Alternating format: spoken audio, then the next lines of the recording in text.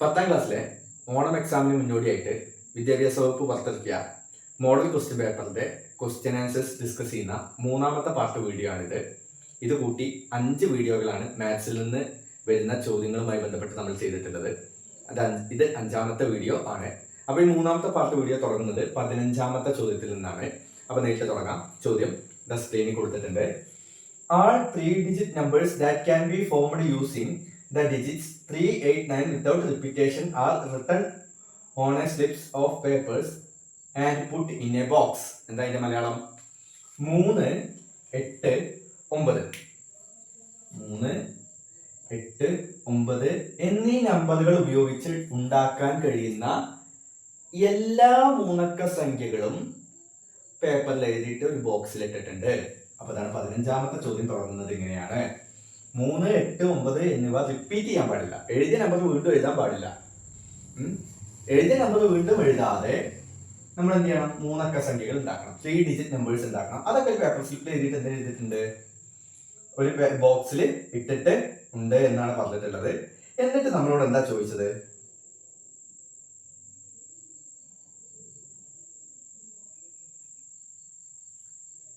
എന്നിട്ട് ചോദിച്ചു, if a slip is drawn from the box, what is the probability that the number is less than 800? അപ്പൊ നമ്മളോട് എന്ത് ചോദിച്ചു? എന്നിട്ട് നമ്മൾ ആ ബോക്സിൽ നിന്ന് ഒരു പേപ്പർ സ്ലിപ്പ്, ഒരു പേപ്പറിലെ കഷ്ണം ഇട്ട് എടുത്താൽ, ഈ നമ്പർ ഏതൊരു പേപ്പർ ഇട്ട് എടുത്താൽ ആ നമ്പർ എന്താവണം? 800-നേക്കാൾ ചെറുതാവാനുള്ള പ്രോബബിലിറ്റി എന്താണ്? What is the probability that the number is less than 800? ആ നമ്പർ എന്തായിരിക്കണം? 800-നേക്കാൾ ചെറുതാവും. അതിനെത്രത്തോളം സാധ്യതയുണ്ട്? അപ്പൊ അതറിയണമെങ്കിൽ ആദ്യം നമുക്ക് ഇത് വെച്ച് എഴുതാവുന്ന എല്ലാ 3 ഡിജിറ്റ് നമ്പേഴ്സ് ഒന്ന് അറിയണ്ടേ? എത്ര ഉണ്ട് അറിയണ്ടേ? നമുക്കൊന്ന് എഴുതി നോക്കല്ലേ. ആദ്യത്തത് തന്നെ 389. ഇനി തിരിച്ചിടുക 398. ഇത് രണ്ടല്ലേ സാധ്യതയുള്ളൂ. ഇനി വേറെ എന്തെങ്കിലും ചെയ്യാൻ പറ്റുമോ? 3-ൽ തുടങ്ങുന്നത് വേറെ ഒന്നും ചെയ്യാനില്ല. ഇനി അടുത്തത് ഏതാ? 8-ൽ തുടങ്ങുന്നത് 839. 8-ൽ തുടങ്ങുന്ന വേറെ ഒന്നും കൂടി എഴുതാലോ. എന്താ? 893. അപ്പൊ 8-ന്റെ പണി കിട്ടും. ഇനി ആരാ? 9-ൽ തുടങ്ങുന്ന 938 938 ആൻഡ് ലാസ്റ്റ് വൺ ഈസ് 983 983. ഇത്രയല്ലേ പോസിബിലിറ്റി ഉള്ളൂ. അപ്പൊ ഇവിടെ total numbers, total 3 digit numbers അല്ലെ, 3 digit numbers is equal to എത്രയായിരിക്കും? 6. ഇവിടെ എത്രയാണ്? 6 അല്ലെ? ഇവിടെ 6 ഉള്ളത്. ഇനി നമ്മളോട് ചോദിച്ച ചോദ്യം വളരെ നിസ്സാരമാണല്ലോ. എന്താ ചോദിച്ചേ? ഇതിൽ നിന്ന് ഇതൊക്കെ ഒരു പേപ്പറിൽ എഴുതിയിട്ട് ഇതിൽ നിന്ന് ഒന്നെടുത്താൽ ആ നമ്പർ എന്തായിരിക്കണം? 300-നേക്കാൾ ചെറുതായിരിക്കണം. സോറി, 800-നേക്കാൾ ചെറുതായിരിക്കണം. ലെസ് ദാൻ 800 ആയിരിക്കണം. സിമ്പിൾ ആയിട്ട് നമുക്ക് എഴുതാലോ. പ്രോബബിലിറ്റി അല്ലെ? എന്തിനുള്ള probability? To get a number less than 800 അല്ലെ? 800-നേക്കാൾ ചെറിയ നമ്പർ കിട്ടാനുള്ള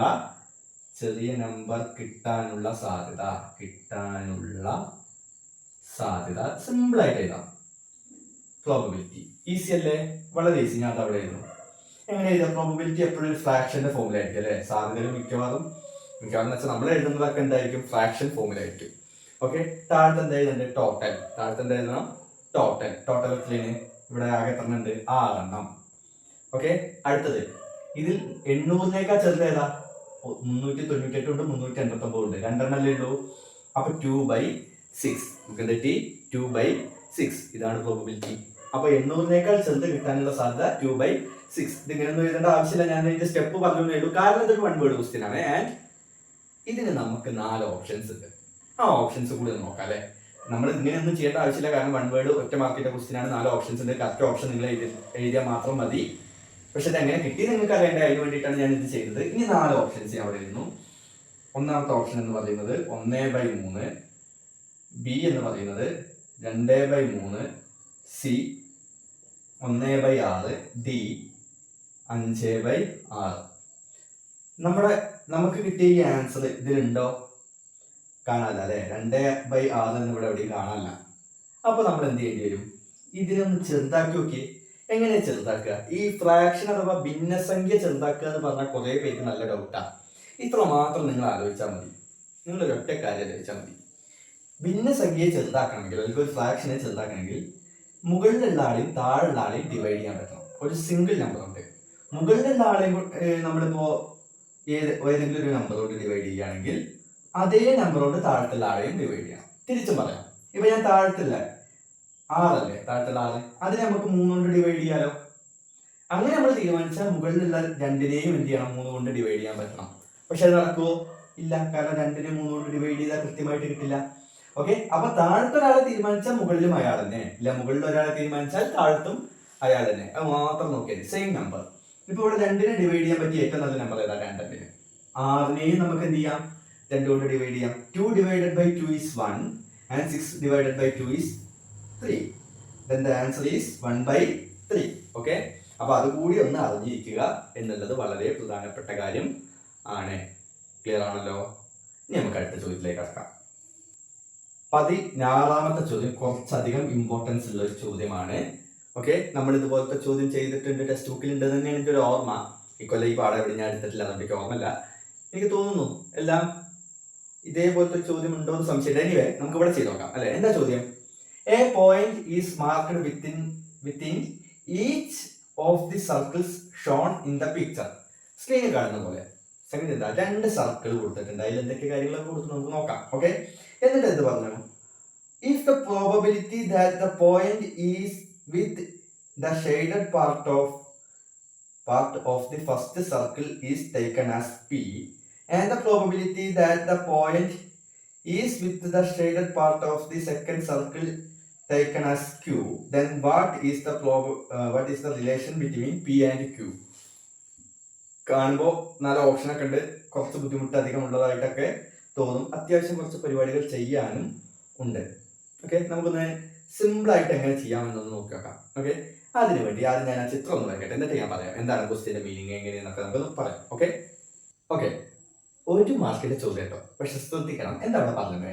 2 സർക്കിൾ തന്നു അല്ലെ. ഒന്ന് ചെറുതൊന്ന് വലുതുമാണ്. പക്ഷെ ഞാൻ വരച്ചപ്പോൾ ഒരുപോലെ വരച്ചു, ആറിലേറെ പറ്റിപ്പോയതാണ്. ഓക്കെ, ഇതിന് 1 സെന്റിമീറ്റർ ആണ് റേഡിയസ്. ആര് ഇപ്പത്തേന് റേഡിയസ് എത്രയാണ്? 2 സെന്റിമീറ്റർ ആണ്. എന്നിട്ട് നമ്മളോട് എന്ത് ചോദിച്ചു? ഇതിൽ നമ്മളിങ്ങനെ ഒരു ഡോട്ട് ഇടുന്നു. ഈ സർക്കിളിനുള്ളിൽ ഒരു ഡോട്ട് ഇടുന്നു. അത് ഷെയ്ഡഡ് റീജിയൻ, ഈ റീജിയൻ ഷെയ്ഡഡ് ആണ് കേട്ടോ. നമുക്ക് ഇതാ സ്ക്രീനിൽ കാണാലോ. ഈ ഷെയ്ഡഡ് റീജിയനിലാണ് ആ ഡോട്ട് വരുന്നതെങ്കിൽ അതിനെ നമ്മൾ P എന്ന് എടുക്കണം. ഓക്കെ, അപ്പൊ നമുക്ക് ഇങ്ങനെ പറയാം, ഷെയ്ഡഡ് റീജിയന്റെ അകത്ത് വരുന്ന ഇതിനുള്ള പ്രോബബിലിറ്റി. ആ ഡോട്ട് ഇടുമ്പോൾ അത് ഷെയ്ഡഡ് റീജിയന്റെ അകത്ത് വരാനുള്ള പ്രോബബിലിറ്റി നമ്മൾ P എന്ന് എടുക്കുന്നു. ഇവിടെ അതേ സാധനം Q എന്ന് എടുക്കുന്നു. ഷെയ്ഡഡ് റീജിയന്റെ അകത്ത് വരാനുള്ള പ്രോബബിലിറ്റി Q എന്ന് എടുക്കുന്നു. ഓക്കെ, ഇങ്ങനെ എടുത്താൽ ഈ പിയും ക്യൂവും ഈ 2 പ്രോബബിലിറ്റി തമ്മിലുള്ള ബന്ധം എന്താണ് എന്നാണ് ചോദ്യം. ഇവിടുത്തെ വ്യത്യാസം, ഒരു സർക്കിൾ 1 സെന്റിമീറ്റർ ആണ്, മറ്റേ സർക്കിളിന്റെ റേഡിയസ് 2 സെന്റിമീറ്റർ ആണ്. ആരം ഇതാണ് ഒരു വ്യത്യാസം. എന്നിട്ട് നമുക്ക് 4 ഓപ്ഷൻ തന്നു. P എന്ന് പറയുന്നത് 1ൽ നിന്ന് Q കുറച്ചാൽ കിട്ടുന്നതാണ്, 1 - Q അല്ലെ. P എന്ന് പറയുന്നത് ഹാഫിൽ നിന്ന് Q കുറച്ചാൽ കിട്ടുന്നതാണ് എന്ന് പറഞ്ഞിട്ടുണ്ട്. മൂന്നാമത്തെ ഓപ്ഷൻ ആയിട്ട് പറഞ്ഞിട്ടുണ്ട് P എന്ന് പറയുന്നത് ക്യൂവിന്റെ പകുതിയാണെന്ന് പറഞ്ഞിട്ടുണ്ട്. And the last option P is equal to Q. അവസാനത്തെ ഓപ്ഷൻ ആയിട്ട് എന്ത് പറഞ്ഞു? P യും Q യും തുല്യമാണ്. ഇത് 1 വേർഡ് ക്വസ്റ്റ്യൻ ആയതുകൊണ്ട് തന്നെ നമുക്ക് ഇതിന് ഈസി ആയിട്ടൊരു വഴി പറഞ്ഞുതരാം. ഏറ്റവും സിമ്പിൾ ആയിട്ടുള്ള വഴി എന്താ? ഇവിടുത്തെ ആംഗിൾ ഒന്ന് നോക്കിക്കേ. ഇവിടുത്തെ ആംഗിൾ എത്രയാണ്? 60 അല്ലേ? ഇവിടുത്തെ ആംഗിളും 60 അല്ലേ? സംഗതി ചെറിയ സർക്കിളും വലിയ സർക്കിളാണ്, സംഗതി ചെറുതും വലുതുമാണ്. പക്ഷേ സർക്കിളിന്റെ റേഡിയസ് കൂടുന്നതിനനുസരിച്ച് വലിപ്പം കൂടും. അതായിക്കോട്ടെ, അത് പ്രശ്നമല്ല, അത് യാതൊരു പ്രശ്നവും ഇല്ല. പക്ഷേ വലുതാണെങ്കിലും ചെറുതാണെങ്കിലും ആംഗിളുകൾ ഈക്വൽ ആണെങ്കിൽ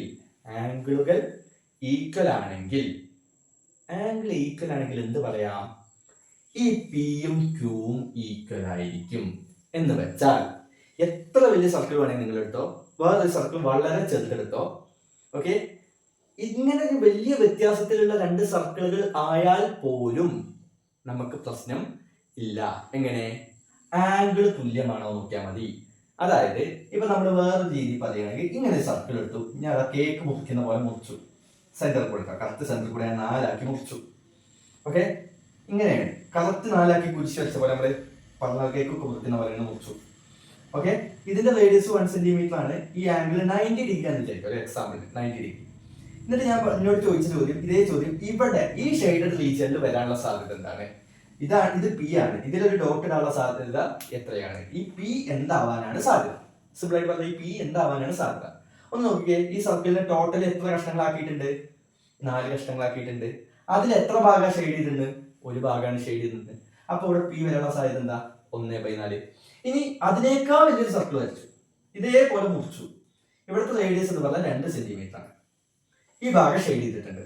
ഓക്കെ, ഇതിന്റെ ഉള്ളിൽ ഡോട്ട് ഇടാനുള്ള സാധ്യത ക്യൂ എന്ന് എടുക്കുന്നു. ഇവിടുത്തെ ക്യൂ എന്താണ്? ഇവിടുത്തെ ക്യൂ എന്താ? ഈ ആംഗിൾ 90 ഡിഗ്രി കേട്ടോ. ഓക്കെ, ഈ ആംഗിൾസ് എല്ലാം 90 ഡിഗ്രി ആണ്. ഓക്കെ, അങ്ങനെ ഈ ക്യൂ ആവാനുള്ള സാധ്യത എന്താ? ഒന്ന് നോക്കി, ഈ സർക്കിളിനെ എത്ര ഭാഗമാക്കിയിട്ടാ ഡിവൈഡ് ചെയ്തേ? 4. അതിൽ എത്ര ഭാഗം ഷെയ്ഡ് ചെയ്തേ?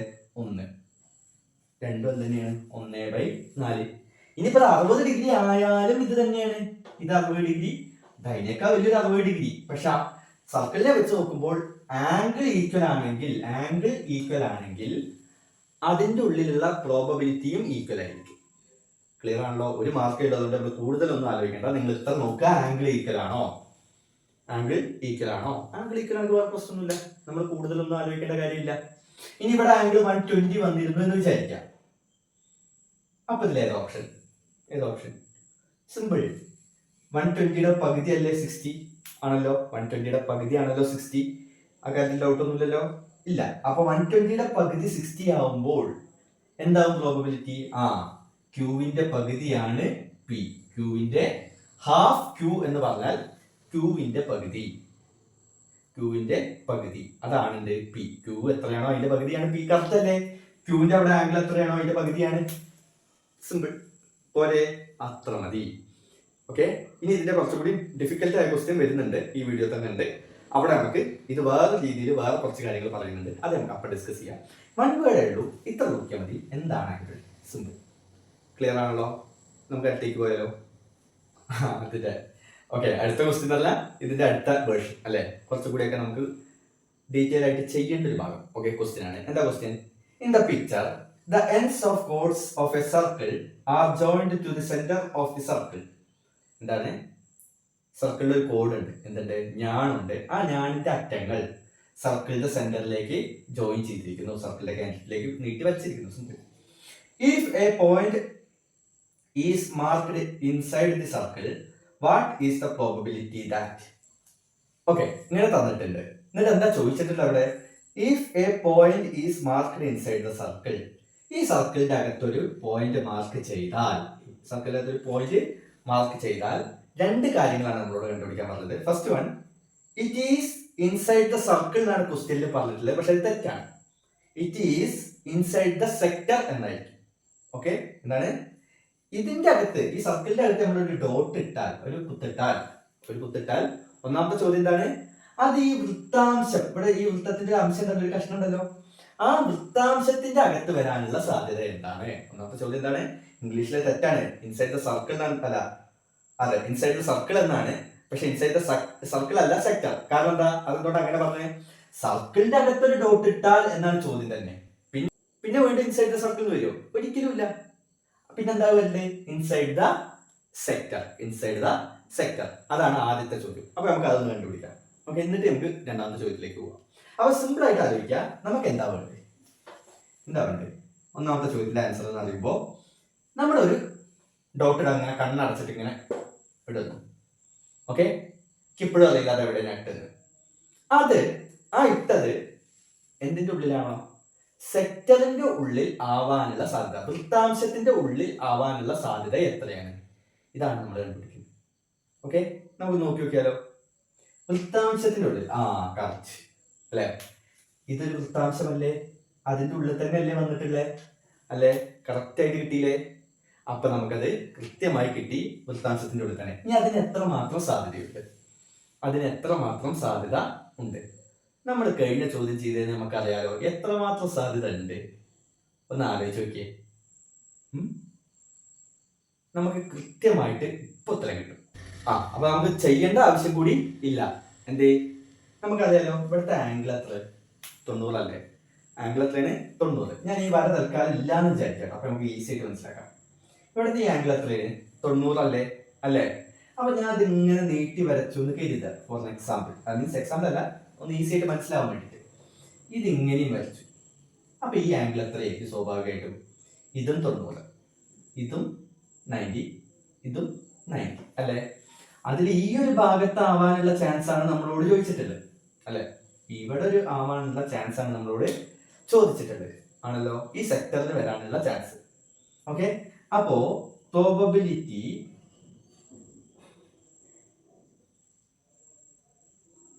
ഈക്വൽ ടു സാധ്യത അല്ലെ? പ്രോബബിലിറ്റി അഥവാ സാധ്യത എന്താണ്? സെക്ടറിൽ വരാനുള്ള സാധ്യത എന്താ? ആകെ ഈ സർക്കിളിന് എത്ര ഭാഗമാക്കിയിട്ടുണ്ട്? ടോട്ടൽ 4. 90 ആവുമ്പോൾ എത്ര കൃത്യമാക്കാം? 4 ഉണ്ടാക്കിയിട്ട് മുറിക്കാം. കൃത്യം 4 ഭാഗമാക്കിയിട്ട് മുറിക്കാം. അതിൽ ഒരു ഭാഗത്തെ നമ്മളോട് ചോദിച്ച്, അപ്പൊ നമുക്ക് എഴുതാം 1/4. എന്താ എഴുതിക്കാം? 1/4. ഇനി അഥവാ ക്വസ്റ്റ്യൻ കൃത്യമാണെന്ന് വെക്കാം. അപ്പൊ എന്താ ചോദിച്ചത്? സർക്കിളിൽ വരാനുള്ള സാധ്യത, സർക്കിളിൽ വരാനുള്ള ചാൻസ് ആണെന്ന് വിചാരിച്ചോ, അങ്ങനെയാണെന്ന് വിചാരിച്ചോ. അത് സാധ്യത അല്ല കേട്ടോ, മീൻസ് ആ ക്വസ്റ്റ്യൻ അങ്ങനെ ആവാൻ ചാൻസ് ഇല്ല. എന്നാലും ഞാൻ പറയാണ്, സർക്കിളിൽ വരിക എന്ന് പറഞ്ഞാൽ ആ ചോദ്യം തെറ്റാണ് ടെക്നിക്കലി. പക്ഷെ ഇനിയിപ്പോ അവർ ഉദ്ദേശിച്ചത് ഒരു പക്ഷെ ഇങ്ങനെയാവാം, ഈ ഷെയ്ഡ് ചെയ്ത ഭാഗമില്ലേ, ഷെയ്ഡ് ചെയ്ത ഭാഗം അവിടെ ആവരുത്, ബാക്കിയുള്ള ഇവിടെയോ ഇവിടെയോ ഇവിടെ എവിടെയെങ്കിലും ആവാം എന്നാണെങ്കിലോ, ചിലപ്പോൾ അങ്ങനെയാണെങ്കിലോ. ചോദ്യം ഇപ്പോഴും തെറ്റാണ്, പക്ഷെ ഉദ്ദേശിച്ചത് അങ്ങനെയാണെങ്കിലോ ഒന്ന് അപ്പോഴും ആലോചിച്ച് ആകെ എത്ര ഭാഗങ്ങളുണ്ട്? 4. ആകെ എത്ര ഭാഗങ്ങളുണ്ട്? 4 ആണല്ലോ. ഓക്കെ, അതിൽ എത്ര ഭാഗത്താ ഷെയ്ഡ് ഇല്ലാത്തത്? 3. അപ്പൊ എന്താ സാധ്യത? പ്രോബബിലിറ്റി എന്താ? 3/4. അപ്പോഴത്തെ പ്രോബബിലിറ്റി എന്താണ്? 3/4. കൃത്യമാണല്ലോ, കിട്ടിയില്ലേ? ഇനി നമുക്ക് ഇതിന്റെ ബി ക്വസ്റ്റ്യൻ, അതെങ്ങനെ ഇങ്ങനെയൊന്നും പോവില്ല അല്ലെ? അത് ഇത്ര ഈസി ആയിട്ടൊന്നും ചെയ്യാൻ പറ്റില്ല. നമുക്ക് നോക്കല്ലേ? ഓക്കെ, അപ്പൊ ഇതിൽ രണ്ടാമത്തെ ക്വസ്റ്റ്യൻ എന്താ? It is inside the shaded segment of the circle. എന്താ ചോദിച്ച്? നമ്മൾ ആ ഡോട്ട് ഇടുന്നത് ഷെയ്ഡഡ് സെഗ്മെന്റ്. എന്താ ഈ സെഗ്മെന്റ്? എവിടെ ഇതിലെ സെഗ്മെന്റ്? സെക്ടർ നമ്മളിപ്പോ കണ്ടു അല്ലെ? വൃത്താംശം കണ്ടു. ഇനിയിപ്പോ ഏതാണ്? സെഗ്മെന്റ് ആണ് അല്ലെ? ഏതാ ഈ സെഗ്മെന്റ് എന്ന് പറഞ്ഞാൽ? അതേതാ ഭാഗം? അതാ ഈ ഭാഗം, ഇതാണ് ആ ഭാഗം. ഓക്കെ, അതായത് നമ്മൾ ഡോട്ട് ഇടുമ്പോൾ അതിന് എവിടെ വരാനുള്ള സാധ്യത നോക്കേണ്ടത്? ഈ ഭാഗത്ത്. അതെങ്ങനെ കിട്ടുക? ഷെയ്ഡഡ് സെഗ്മെന്റ് ആണല്ലേ? എങ്ങനെയാ കിട്ടുക? അപ്പൊ സെഗ്മെന്റ് എന്ന് പറഞ്ഞാൽ വൃത്തഖണ്ഡം എന്നൊക്കെ മലയാളത്തിൽ പറയല്ലേ? ഈ വൃത്തത്തിന്റെ ഈ ഒരു ഭാഗം അല്ലെ, വൃത്തത്തിന്റെ ആ ഒരു വൃത്താംശം എന്ന് വിളിക്കാൻ പറ്റില്ല, അത് ഇങ്ങനെയാണ്. വൃത്തത്തിന്റെ ഈ ഒരു ഭാഗം, അതിനെയാണ് സെഗ്മെന്റ്. അപ്പൊ നമ്മൾ കണ്ടുപിടിക്കേണ്ടതാണ് probability that the point being inside the segment. എന്താണ്? വൃത്തഭാഗത്തിന്റെ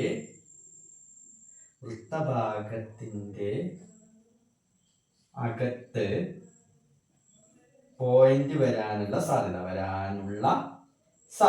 ഇതാണല്ലോ കണ്ടുപിടിക്കേണ്ടത്. ഇനി ഒന്ന് പറഞ്ഞേ, ഇതെങ്ങനെ കണ്ടുപിടിക്കാൻ കഴിയുക അല്ലെ? ഇതെങ്ങനെ കണ്ടുപിടിക്കാൻ കഴിയുക? നമുക്ക് വേണ്ടത് ഈ ഒരു ഭാഗത്ത് ഒരു ഡോട്ട് ഇട്ടാൽ, ഇതിലൊരു ഡോട്ട് ഇട്ടാൽ അത് ഈ ഭാഗത്ത് വരണം. ഇതാണ് നമ്മുടെ ആവശ്യം. ഇതിന്റെ ഉള്ളിൽ ഒരു ഡോട്ട് ഇട്ടാൽ അത് ഇതിന്റെ ഉള്ളിൽ വരാനുള്ള സാധ്യത കണ്ടുപിടിക്കണം. അതാണ് നമ്മുടെ ആവശ്യം ആണല്ലോ. എങ്ങനെ കണ്ടുപിടിക്കാം? അത് കണ്ടുപിടിക്കണമെങ്കിൽ നമ്മൾ ഈ പാഠം ഞാൻ എടുത്തിട്ടില്ല. ഓക്കെ, എനിവേ നിങ്ങളുടെ സ്കൂളിലോ ട്യൂഷനിലൊക്കെ എടുത്തപ്പോൾ നിങ്ങൾക്ക് പറഞ്ഞിട്ടുണ്ടാവും. നമ്മളൊരു സർക്കിളിന്റെ ഉള്ളിലത്തേക്ക് ശരിക്കും കണ്ടുപിടിക്കാൻ വിചാരിക്കുക. നമ്മളിപ്പോൾ നേരത്തെ 2 ഭാഗം ചെയ്തപ്പോഴും 2 ചോദ്യം ചെയ്തപ്പോഴൊക്കെ അതിന്റെ ടെക്നിക്കായി യൂസ് ചെയ്യും. ഇവിടെ അങ്ങനത്തെ ടെക്നിക്കുകളൊന്നും ഏൽക്കാൻ പോണില്ല. ശരിക്ക് കിട്ടണമെങ്കിൽ അല്ലെ, ഇതുപോലുള്ളൊരു സംഗതി വൃത്തത്തിന്റെ കഴുത്ത് കണ്ടുപിടിക്കണമെങ്കിൽ നമുക്കറിയേണ്ട 2 കാര്യങ്ങളുണ്ട്. ഒന്നാമത്തെ കാര്യം, നമ്മൾ എഴുതുന്നൊക്കെ ഫ്രാക്ഷനാണല്ലോ, ഭിന്നസംഖ്യ രൂപത്തിലല്ലേ. അപ്പൊ ഒരു വര ഉണ്ടാവില്ല നടുക്ക്. താഴത്തെ എപ്പോഴും നമ്മൾ ടോട്ടൽ അല്ലേ എഴുതല്, ആകെയാണല്ലോ എഴുതല്. ഇവിടെ നമുക്ക് അറിയേണ്ട ആകെ എന്ന് പറയുന്നത് വൃത്തമായതുകൊണ്ട് ഏരിയ ഓഫ് സർക്കിൾ വൃത്തത്തിന്റെ പരപ്പളവ് ഇതാണ് ആകെ. ഇവിടുത്തെ ടോട്ടൽ എന്ന് പറഞ്ഞാൽ വൃത്തമാണല്ലോ, അപ്പൊ അതിന്റെ പരപ്പളവാണ്, ഏരിയയാണ് ഇവിടുത്തെ ടോട്ടൽ. ഇനി മുകളിൽ വേണ്ടത് നമുക്ക് എന്താണോ വേണ്ടത് ആ ഭാഗത്തിന്റെ പരപ്പളവ്, നമുക്ക് വേണ്ടതിന്റെ പരപ്പളവ്. ഓക്കെ ആണോ? അപ്പൊ ഇവിടെ നമുക്ക് വേണ്ടത് സെഗ്മെന്റ് അല്ലേ? അപ്പൊ ഏരിയ ഓഫ് സെഗ്മെന്റ്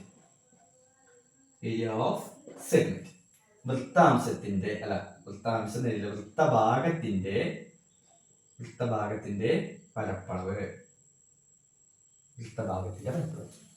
അപ്പൊ നമ്മൾ എങ്ങനെയാണ് ചെയ്യേണ്ടത്?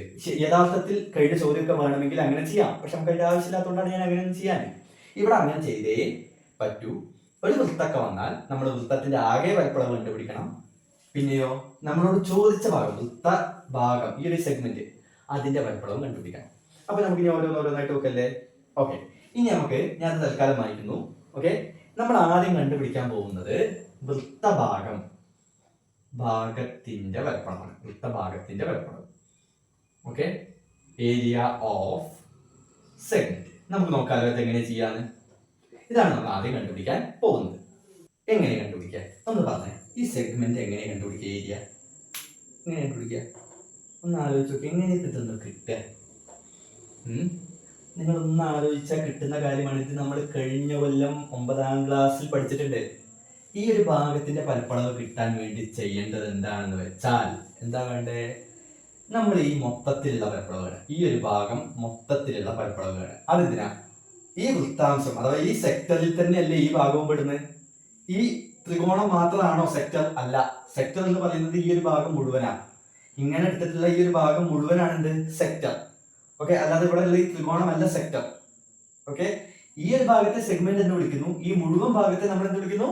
സെക്ടർ. നേരത്തെ ചോദ്യം, ഒന്നാമത്തെ ചോദ്യം. ഓക്കെ, സെക്ടർ എന്ന് വിളിക്കുന്നു, വൃത്താംശം എന്ന് വിളിക്കുന്നു. അപ്പോൾ ഒന്ന് ആലോചിച്ച്, എന്ത് ചെയ്താൽ മതി?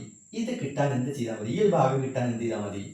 വൃത്താംശത്തിന്റെ പരപ്പളവുണ്ടല്ലോ, വൃത്താംശത്തിന്റെ പരപ്പളവ് നമുക്ക് ഓൾറെഡി കിട്ടിയിട്ടുണ്ട്. വൃത്താംശ പരപ്പളവ് അഥവാ area of sector minus area of sector minus area of triangle, ത്രികോണത്തിന്റെ പരപ്പളവ്. നേരത്തെ കിട്ടിയെന്ന് ഞാൻ പറഞ്ഞത് തെറ്റാണ്, സോറി, മറന്നു അതാണ്. നമുക്ക് കിട്ടിയിട്ടില്ല. അപ്പൊ എന്ത് ചെയ്താൽ മതി? നമുക്ക് വേണ്ടത് ഈ ഒരു ചെറിയ കഷ്ണത്തിന്റെ ഏരിയയാണ്. പക്ഷെ അത് കണ്ടുപിടിക്കാനായിട്ട് എന്തേ ഉള്ളൂ വഴി? നമ്മൾ ഈ മുഴുവൻ ഭാഗത്തിന്റെ കണ്ടുപിടിക്കുന്നു, ഈ മുഴുവൻ ഭാഗത്തിന്റെ കണ്ടുപിടിക്കുന്നു, എന്നിട്ട് അതിന് ഈ ഭാഗം ഒഴിവാക്കുന്നു. അപ്പൊ കറക്റ്റല്ലേ? കറക്റ്റാണല്ലോ. അതാണ് ചെയ്യുന്നത്. ഈ മുഴുവൻ ഭാഗത്തിന്റെ എന്ന് പറഞ്ഞാൽ ഏരിയ ഓഫ് സെക്ടർ, വൃത്താംശത്തിന്റെ പരപ്പളവ്. അതിൽ നിന്ന് ഏരിയ ഓഫ് ട്രയാങ്കിളിന്റെ പരപ്പളവ് കുറച്ചാൽ നമുക്ക് എന്ത് കിട്ടും? വൃത്താംശത്തിന്റെ ഈ വൃത്തഭാഗത്തിന്റെ പരപ്പളവ് കിട്ടും, ഈ സെഗ്മെന്റിന്റെ പരപ്പളവ് കിട്ടും. അപ്പൊ നമ്മുടെ ഒരു മെയിൻ പരിപാടി കഴിയും. അപ്പൊ നമുക്ക് ഓരോന്നോരോന്നായിട്ട് ചെയ്ത് നോക്കല്ലേ? ഓരോന്നോരോന്നായിട്ട്. ഇത് കുറച്ചധികം പരിപാടികൾ ഉണ്ട് കേട്ടോ. ഒന്ന് കണ്ടുപിടിക്കാൻ സ്റ്റെപ്പ് ബൈ സ്റ്റെപ്പാ അല്ലെ? പ്രോബബിലിറ്റി, സാധ്യത കാണാൻ വേണ്ടിയിട്ട് നമുക്ക് ഇതറിയണമെങ്കിൽ ഇതറിയണം, ഇതിന്റെ ഒപ്പം ഇതും കൂടി വേണം അല്ലേ? സ്റ്റെപ്പ് ബൈ സ്റ്റെപ്പാണ്. അപ്പൊ നമുക്ക് ഓരോന്നോരോന്നായിട്ട് കണ്ടുപിടിക്കാം. ഒന്നാമതായിട്ട് നമുക്ക് അറിയേണ്ടത് എന്താണ്? ഈ വൃത്താംശം അഥവാ സെക്ടറിന്റെ പരപ്പളവ്. വൃത്താംശത്തിന്റെ പരപ്പളവ് area of sector. Area of sector കാണാൻ നമുക്ക് 9ാം ക്ലാസ് പഠിച്ചിട്ടുള്ളത് നിങ്ങൾ മറന്നൊക്കെ എഴുതി വെച്ചോളി. Pi R square into theta by 360. Pi R square into theta by 360. എന്താ തീറ്റ?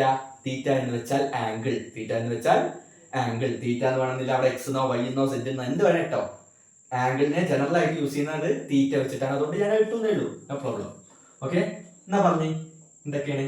പൈ അങ്ങനെ തന്നെ കേട്ടെ, ഇൻറ്റു ആർ. എന്താണ് ഇവിടുത്തെ ആറ്? 2 അല്ലേ? അപ്പൊ 2 സ്ക്വയർ ഇൻറ്റു തീറ്റ എന്ന് പറഞ്ഞാൽ ഇവിടെ എത്രയാണ്? 90 ഡിഗ്രി. അപ്പൊ 90 ബൈ 360. ഓക്കെ, അപ്പൊ pi into 2 square is 4 into 90. ഈ 90 ബൈ 360 നമുക്കൊന്ന് ചെറുതാക്കാലോ. എങ്ങനെ ചെറുതാക്കുക? ഞാൻ പറഞ്ഞു, ചെറുതാക്കേണ്ട ഐഡിയ നേരത്തെ പറഞ്ഞു. മുകളിലും താഴെയും ഒരേ നമ്പർ വെച്ച് ഡിവൈഡ് ചെയ്യണം. അപ്പൊ ഈ 90 360 ഒക്കെ ബുദ്ധിമുട്ടാണ്. ഈ 0 കട്ട് ചെയ്യും. അപ്പൊ അല്ല 9ഉം 36. ഈ 9നെയും 36നെയും ചെറുതാക്കി എഴുതണം. അപ്പൊ സെയിം നമ്പർ കൊണ്ട് ഡിവൈഡ് ചെയ്യണം. മുകളിലും താഴെയും സെയിം നമ്പർ കൊണ്ട് ഡിവൈഡ് ചെയ്യണം. ഒന്ന് ആലോചിച്ചേ, 9 കൊണ്ട് ഡിവൈഡ് ചെയ്യാൻ 9നെ ചെയ്യാം. 36നെയും നമുക്ക് എന്ത് ചെയ്യാം? 9 കൊണ്ട് ഡിവൈഡ് ചെയ്യാം. 9 divided by 9 is 1 അല്ലേ? And 36 divided by 9 is 4. കിട്ടിയോ? ഇനി നമുക്ക് ഗുണിക്കാലോ. ഇതെങ്ങനെ ഗുണിക്കേണ്ടതെന്നൊക്കെ ഞാൻ പറഞ്ഞു തന്നിട്ടുണ്ട്. നമ്മൾ വായിക്കുന്ന ഓർഡറിൽ വേണം ഗുണിക്കാൻ എന്നൊക്കെ ഞാൻ പറഞ്ഞിട്ടുണ്ട്. എങ്ങനെ ഇത് വായിക്കുക? 4 പൈ അല്ല 4 ഇൻറ്റു പൈ ആയിക്കോട്ടെ. 4 into pi into 1. 4 into pi into 1 അല്ലേ? അപ്പൊ 4 ഇൻറ്റു പൈ ഇൻറ്റു 1 അല്ലെങ്കിൽ പൈ ഇൻറ്റു 4 ഇൻറ്റു 1. 4 ഇൻറ്റു 1 എന്താ? ഈസ് 4. അപ്പൊ ഇതെന്തായി? 4 pi by 4. Okay, 4 pi into 1. മറ്റെന്തെങ്കിലും ഉണ്ടോ? ഒരു മാറ്റമില്ല. ബൈ 4. ഈ 4 അങ്ങനെ തന്നെ പെട്ടാലോ? ബാക്കി എന്താ അവിടെ വരിക? പൈ. അപ്പൊ നമുക്ക് കിട്ടി ഏരിയ ഓഫ് സെക്ടർ, വൃത്താംശം. ഈ മുഴുവൻ ഭാഗത്തിന്റെ പരപ്പളവ് എത്രയാണ്? പൈ. പൈ എന്ന് കിട്ടിയില്ലേ? ഓക്കെ. ഇനി നമുക്ക് എന്താ വേണ്ടത്? ഏരിയ ഓഫ് ട്രയാങ്കിൾ, അഥവാ വെറും ട്രയാങ്കിൾ അല്ല, റൈറ്റ് ട്രയാങ്കിൾ ആണ്. Area of right triangle. എങ്ങനെ റൈറ്റ് ട്രയാങ്കിളിന്റെ ഏരിയ ആണ്? മട്ടത്രികോണത്തിന്റെ പരപ്പളവ് കിട്ടണ്ടേ? എങ്ങനെ കണ്ടുപിടിക്കാം? മട്ടത്രികോണം ആയിക്കോട്ടെ അല്ലെങ്കിൽ സാധാരണ ത്രികോണം ആയിക്കോട്ടെ, നമ്മുടെ ഇക്വേഷൻ തന്നെ എന്താ? Half B H, half into base into height അല്ലേ? ഒന്ന് പറഞ്ഞേ, ഇവിടുത്തെ ബേസ് ഏതാ? ഹാഫ് അങ്ങനെ നോട്ടെ, ഇൻറ്റു ഇവിടുത്തെ ബേസ് ഏതാ? നമുക്ക് ഇതിനെ ബേസ് ആക്കി എടുക്കാം വേണമെങ്കിൽ അല്ലെ? അത് എത്രയാണ് അപ്പോ? 2 ഇൻറ്റു ഇവിടുത്തെ ഹൈറ്റ് ഏതാ? ഇത് ബേസ് ആണെങ്കിൽ നിങ്ങൾ ഒരു കാര്യം ഉറപ്പിക്കുക, 90 ഡിഗ്രിക്ക് ചേർന്ന് നിൽക്കുന്നതായിരിക്കും ബേസും ഹൈറ്റും. ഓക്കെ. അപ്പൊ ഇത് ബേസ് ആയിട്ട് എടുത്തത് ഹൈറ്റ് ഇത് എത്രയാണ് നമുക്ക് തന്നിട്ടില്ലല്ലോ, പക്ഷെ നമുക്കറിയാം ഇത് എത്രയാണ്. ഇത് രണ്ടും റേഡിയസ് അല്ലേ? അപ്പൊ ഇവിടെ 2 ആണെങ്കിൽ ഇവിടെയും 2 അല്ലെ? അപ്പൊ ഹൈറ്റും എന്തായി? 2. Okay. Half into 2, half into 2 എന്ന് പറഞ്ഞാൽ ഹാഫ് കൊണ്ട് മൾട്ടിപ്ലൈ ചെയ്യാന്ന് പറഞ്ഞാൽ പകുതി ആക്കുക. ഓക്കെ. എപ്പോ കണ്ടാലും ഓർത്തോ, ഹാഫ് ഇൻറ്റു എന്ന് പറഞ്ഞാൽ മറ്റേ നമ്പറിലെ പകുതി ആക്കുക. ഹാഫ് ഇൻറ്റു 2 എന്ന് പറഞ്ഞാൽ 2 ഹാഫ്, അങ്ങനെ പറയാം. ഹാഫ് ഇൻറ്റു 2 എന്ന് പറഞ്ഞാൽ 2 ഹാഫ്. 2 ഹാഫ് എന്താ? 1. 1 ഇൻറ്റു 2 എന്താ? It is 2. ഇനി ഇല്ലെങ്കിൽ ഇതൊന്നും ക്യാൻസൽ ചെയ്യാം, എന്ത് വേണേ പറയാം, എങ്ങനെയും വേണ്ടില്ല. It is 2. അത് കിട്ടിയല്ലോ. അപ്പൊ നമുക്ക് കിട്ടി ഏരിയ ഓഫ് റൈറ്റ് ട്രയാങ്കിൾ, മട്ടത്രികോണത്തിന്റെ പരപ്പളവ് എത്രയാണ്? 2 എന്ന് കിട്ടിയില്ലേ? അപ്പൊ നമ്മുടെ പോയിന്റിലേക്ക് എത്തിയത് ആയതുകൊണ്ട് therefore നമുക്ക് വേണ്ടത് എന്താ? വൃത്തഭാഗത്തിന്റെ പരപ്പളവ് അഥവാ ഏരിയ ഓഫ് സെഗ്മെന്റ് എന്ന് വെച്ചാൽ എന്താണ്? വൃത്താംശത്തിന്റെ പരപ്പളവ് അഥവാ ഏരിയ ഓഫ് സെക്ടർ അല്ലെ? എത്രയാണ്? പൈ. കുറയ്ക്കണം എന്താണ്? ഏരിയ ഓഫ് ട്രയാങ്കിൾ അഥവാ റൈറ്റ് ട്രയാങ്കിൾ, മട്ടത്രികോണത്തിന്റെ പരപ്പളവ് എത്രയാണ്? 2. So it is pi minus 2. എന്ത് കിട്ടി? വൃത്തഭാഗത്തിന്റെ പരപ്പളവ് എന്ന് പറഞ്ഞാൽ എത്രയാണ്? ഈ ഭാഗത്തിന്റെ പരപ്പളവ് എന്ന് പറഞ്ഞാൽ എത്രയാണ്? Pi minus 2. പൈയിൽ നിന്ന് 2 കുറച്ചാൽ കിട്ടുന്നത് ആണ്. ഇത്രയും ക്ലിയർ ആണോ? ഇനി നമുക്ക് എന്താ ആവശ്യം? നമുക്ക് ആവശ്യമുള്ള ഒരു കാര്യം കൂടി ഉണ്ട്. സാധ്യത കാണണമെങ്കിൽ എന്താ? Area of circle. അത് ഈസിയാണ്. ഏരിയ ഓഫ് സർക്കിൾ, ആ ടോട്ടൽ എന്ന് പറയുന്ന ആകെ മൊത്തം നമുക്ക് വേണ്ടേ? ചെയ്യാലോ.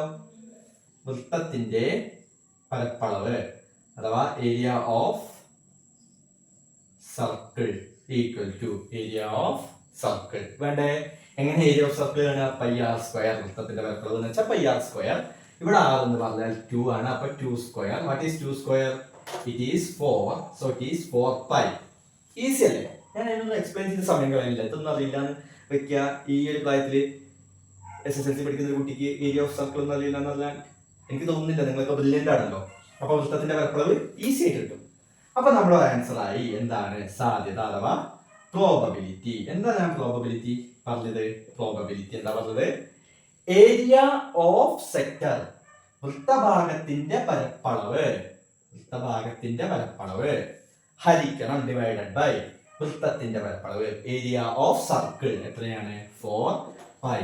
ഇതാണ് നമ്മുടെ സാധ്യത. എന്തിനുള്ള സാധ്യത? ഞാൻ ഇങ്ങനെ ഒരു കുത്തിട്ടാൽ പാളിപ്പോയല്ലേ? ഇങ്ങനെ ഒരു കുത്തിട്ടാൽ അത് ഈ ഭാഗത്ത് വരാനുള്ള സാധ്യത എന്താണ്? പൈ മൈനസ് 2/4 പൈ എന്നാണ്. ശ്രദ്ധിച്ച് കേട്ട് ഒന്നുകൂടി മനസ്സിലായിരിക്കും, വീണ്ടും കാണണം. ഓക്കെ. ബോർഡിന് വലുപ്പമില്ലാത്തത് ഞാൻ ഒന്ന് മായ്ച്ചൊക്കെ എഴുതിയിട്ടുണ്ട്. അപ്പൊ നിങ്ങളൊന്ന് എഴുതിയെടുക്കണം. എഴുതിയെടുത്താലേ കണ്ടിന്യൂറ്റി മനസ്സിലാവുള്ളൂ, തുടക്കം മുതലുള്ള കണ്ടിന്യൂറ്റി മനസ്സിലാവുള്ളൂ. ഈ ചോദ്യത്തിന്റെ തുടക്കം മുതലുള്ള കണ്ടിന്യൂറ്റി മനസ്സിലാവുള്ളൂ. ഓക്കെ ആണോ? അപ്പൊ ഇതാണ് ആൻസർ. ഇനി നമുക്ക് അടുത്ത ചോദ്യം. അടുത്തത് 18ാമത്തെ ചോദ്യമാണ്. 18ാമത്തെ ചോദ്യം ഇതാണ്: if A 3-digit number is chosen and divided by 4, what is the probability that the remainder is 3? എന്താണ്? ഒരു 3 അക്ക സംഖ്യയെ സെലക്ട് ചെയ്തിട്ട് അതിനെ 4 കൊണ്ട് ഹരിക്കുക. ഒരു 3 അക്ക സംഖ്യ അതിനെ 4 കൊണ്ട് ഹരിക്കുമ്പോൾ എന്ത് വരണം? ശിഷ്ടം 3 വരാനുള്ള സാധ്യത എത്രയാണ്? നല്ല ചോദ്യം അല്ലേ? അപ്പൊ എന്തൊക്കെ വേണം? 3 അക്ക സംഖ്യ വേണം, അതിനെ 4 കൊണ്ട് ഹരിക്കണം. 4 കൊണ്ട് ഹരിക്കാൻ പറ്റുമല്ലേ? നല്ല ചോദ്യം. 4 കൊണ്ട് ഹരിക്കുമ്പോൾ എന്ത് ശിഷ്ടം വരണം? എന്താ ശിഷ്ടം വരണ്ടേ? 3 ശിഷ്ടം വരണം. ഓക്കെ, അതാണ് നമ്മുടെ വിഷയം. ക്ലിയർ ആയോ? നോക്കല്ലേ, 3 അക്ക സംഖ്യ അഥവാ 3 ഡിജിറ്റ് നമ്പർ, 3 ഡിജിറ്റ് എണ്ണോ അല്ലെ? എണ്ണോ എന്ന് വെച്ചാൽ നമ്പർ. മൂന്നക്ക സംഖ്യ. 3 അക്ക എന്നൊക്കെ ഉണ്ട് അവിടെ. ഞാൻ എന്തായാലും തൽക്കാലം എങ്ങനെ എഴുതും. എവിടെ നിന്നാ മൂന്നക്ക സംഖ്യ തുറക്കുന്നത്? നമുക്കറിയാലോ, 100-ൽ നിന്നല്ലേ 100, 101, 102 ഇങ്ങനെ പോകല്ലേ, എക്സെട്ര. എവിടെ അവസാനിക്കുക? 9, 9, 9. ഇതാണ് മൂന്നക്ക സംഖ്യ. ഇനി നമുക്ക് വേണ്ടതാ എന്താ? 4 കൊണ്ട് ഹരിക്കുമ്പോൾ ശിഷ്ടം 3. ശിഷ്ടം 3. Okay. Remainder is 3 when it is divided by 4. It is divided by 4. ഏത് കേസ്? 3 ഡിജിറ്റ് നമ്പറിനെ 4 കൊണ്ട് ഡിവൈഡ് ചെയ്യുമ്പോൾ റിമൈൻഡർ 3 കിട്ടും അല്ലേ? അത് ഏതൊക്കെ ആയിരിക്കും? ഒന്ന് ആലോചിച്ച് നോക്കി. നമുക്ക് നോക്കി നോക്കാം ഏതൊക്കെയാണ് നമ്പർ വരുന്നുണ്ടാവുക. 100-നെ 4 കൊണ്ട് ഡിവൈഡ് ചെയ്താൽ വളരെ വൃത്തിയായിട്ട് പോകും. 25 കിട്ടും. എന്നിട്ടും 25 നമുക്കറിയാവുന്നതാ. അപ്പൊ 101-നെ ചെയ്യും നോക്കിയേ, എന്താവും ശിഷ്ടം വരിക? 10-ൽ എത്ര 4 2 വട്ടം, 8 കുറച്ചാൽ 2 ശിഷ്ടം 1, 21-ൽ 5 വട്ടം, 14 20 ശിഷ്ടം 1. അപ്പൊ പറ്റുമോ? ഇല്ല. 101 ആയപ്പോ ശിഷ്ടം 1 നമുക്കത് വേണോ? ശിഷ്ടം നമുക്ക് റിമൈൻഡർ എന്താ വേണ്ടത്? 3 വേണ്ടത്. അപ്പൊ നമുക്ക് ആലോചിച്ചാൽ മനസ്സിലാവും. 101 വന്നപ്പോൾ 1. 100 വന്നപ്പോൾ കൃത്യമായിട്ട് ഹരിക്കാൻ പറ്റി. 101 വന്നപ്പോൾ റിമൈൻഡർ 1. അപ്പൊ 102 വന്ന റിമൈൻഡർ ശിഷ്ടം എത്രയാണ്? 2. നമുക്ക് വേണ്ട ആദ്യത്തെ ആളാരാ? 103. നമുക്ക് വേണ്ട ആദ്യത്തെ ആളാരാണ്? 103. ഒന്ന് വേണമെങ്കിൽ ചെയ്ത് നോക്കാം. 103/4. 10-ൽ 2 വട്ടം, 8 കുറച്ചാൽ 2 3, 23 ആയി. 23-ൽ 5 വട്ടം, 14 20 കുറച്ചപ്പോൾ ശിഷ്ടം റിമൈൻഡർ ഈസ് 3. അതല്ലേ നമുക്ക് വേണ്ടത്. ഇനി അടുത്ത നമ്പർ കണ്ടുപിടിക്കാൻ ബുദ്ധിമുട്ടുണ്ടോ? 104-നെ നമുക്ക് കൃത്യമായിട്ട് ഡിവൈഡ് ചെയ്യാൻ പറ്റും. ഇതെങ്ങനെ റിപ്പീറ്റ് ചെയ്യും? 105-ന് ശിഷ്ടം 1, റിമൈൻഡർ 1. 106-ന് റിമൈൻഡർ 2. അല്ലെങ്കിൽ 107-ന് എന്തായിരിക്കും? Reminder is 3. 4 കൂട്ടിയാൽ മതി. എന്താ 4 കൂട്ടിയാൽ മതി എന്നുള്ള ഐഡിയ? 4 കൊണ്ടാണ് ഹരിക്കേണ്ടത്. അപ്പൊ ആദ്യത്തെ നമ്പർ കൂടെ എന്ത് കൂട്ടിയാൽ മതി? 4 കൂട്ടിയാൽ മതി. അടുത്തത് ഏതാ? വീണ്ടും 4 കൂട്ടിയാൽ 111. ഇങ്ങനെ പോവും. ഓക്കെ, ഇങ്ങനെ പോവും. ആയിക്കോട്ടെ. ഇത് എവിടെയോ അവസാനിക്കുണ്ടാവുക? 3 ഡിജിറ്റ് നമ്പറിന്റെ അവസാനിക്കുക എവിടെയാണ്? 9 9 9 ഇല്ല. പക്ഷെ നമുക്ക് ഇവിടെ വേണ്ടത് റിമൈൻഡർ 3 ആണോ? അപ്പൊ നോക്കി നോക്കല്ലേ. 9 9 9 ഡിവൈഡഡ് ബൈ 4. 2 വട്ടം 8 കുറച്ചാൽ 1 19. 4 വട്ടം 16 3 9. 39-ൽ 9 9 4 36 ശിഷ്ടം 3 നിങ്ങൾക്ക് ഭാഗ്യമുണ്ട്. ഏതന്നെയാണ് ഇവിടെ ശിഷ്ടം? റിമൈൻഡർ 3 തന്നെയല്ലേ? അപ്പൊ അവസാനത്തെ നമ്പർ ആരാ? 9 9 9 തന്നെ ആണ്. രക്ഷപ്പെട്ടു. കുറച്ച് പണി ലാഭം കിട്ടി. എന്നിട്ട് എന്താ പറഞ്ഞു? നമ്മളോട് എന്താണ് പറഞ്ഞത്? ഇത് കണ്ടുപിടിക്കാനോ ഇതിന്റെ എണ്ണം കണ്ടുപിടിക്കാനോ ഒന്നും അല്ല പറഞ്ഞു. പ്രോബബിലിറ്റിയാണ് ചോദിച്ചത്. എന്ത് പ്രോബബിലിറ്റി? എന്ത് സാധ്യതയാണ് ചോദിച്ചത്? മൂന്നക്ക സംഖ്യയെ 4 കൊണ്ട് ഹരിക്കുമ്പോൾ ശിഷ്ടം 3 വരുന്ന നമ്പറുകൾ ഏതൊക്കെ എന്നൊരു ചോദ്യമില്ല. ഉണ്ടോ? ഇല്ല. അങ്ങനെ ഒരു ചോദ്യമേ ഇവിടെ ഇല്ല. എന്താ ചോദ്യം? ശിഷ്ടം 3 വരാനുള്ള സാധ്യത അതറിയണമെങ്കിൽ, ശിഷ്ടം 3 വരാനുള്ള സാധ്യത, റിമൈൻഡർ 3 വരാനുള്ള സാധ്യത അറിയണമെങ്കിൽ എന്തറിയണം? എത്ര അങ്ങനത്തെ നമ്പറുകൾ ഉണ്ട്? റിമൈൻഡർ 3 വരുന്ന എത്ര 3 ഡിജിറ്റ് നമ്പേഴ്സ് ഉണ്ട്? 4 കൊണ്ട് ഡിവൈഡ് ചെയ്യുമ്പോൾ റിമൈൻഡർ 3 വരുന്ന എത്ര 3 ഡിജിറ്റ് നമ്പർ ഉണ്ട്? നമുക്ക് അറിഞ്ഞേ പറ്റൂ. ശിഷ്ടം 3 വരുന്ന എത്ര ഉണ്ടെന്ന് അറിയണമെങ്കിൽ നമ്മൾ ഇവിടുത്തെ എന്ത് കണ്ടുപിടിക്കണം? Number of terms n. കുറച്ച് സമാന്തര ശ്രേണി ഇവിടെ വരും കേട്ടോ. അരിത്തമെറ്റിക് സീക്വൻസ് ഇവിടെ വരും. പദങ്ങളുടെ എണ്ണം, നമ്പർ ഓഫ് ടേംസ് കണ്ടുപിടിക്കണം. ഇതൊരു സമാന്തര ശ്രേണി അല്ലേ? അരിത്തമെറ്റിക് സീക്വൻസ് അല്ലേ? അപ്പൊ ഏതാ ഇക്വേഷൻ? xn - x1/d+1. ഒന്ന് പറഞ്ഞേ. xn എന്ന് പറഞ്ഞാൽ അവസാനത്തെ ആള് 9 9 9. നമ്മുടെ വീഡിയോസ് ഒക്കെ കണ്ടവർക്ക് ഇതറിയാം, പഠിക്കുന്നവർക്ക് ഇതറിയാം. x1 എന്ന് പറഞ്ഞാൽ 103/d. ഇവിടുത്തെ ഗ്യാപ്പ് എത്രയാണ്? 4 + 1 ആണല്ലോ. അപ്പോൾ വന്നേ അടുത്തത് എന്താ? ഇത് കുറച്ചാൽ 8 9 6/4 + 1. ഇത് ഡിവൈഡ് ചെയ്താൽ എന്ത് കിട്ടും? 8 9 6 ഡിവൈഡഡ് ബൈ 4. 8-ൽ 2 വട്ടം 8 0 9. 9-ലും 2 വട്ടം 8 1 6 4.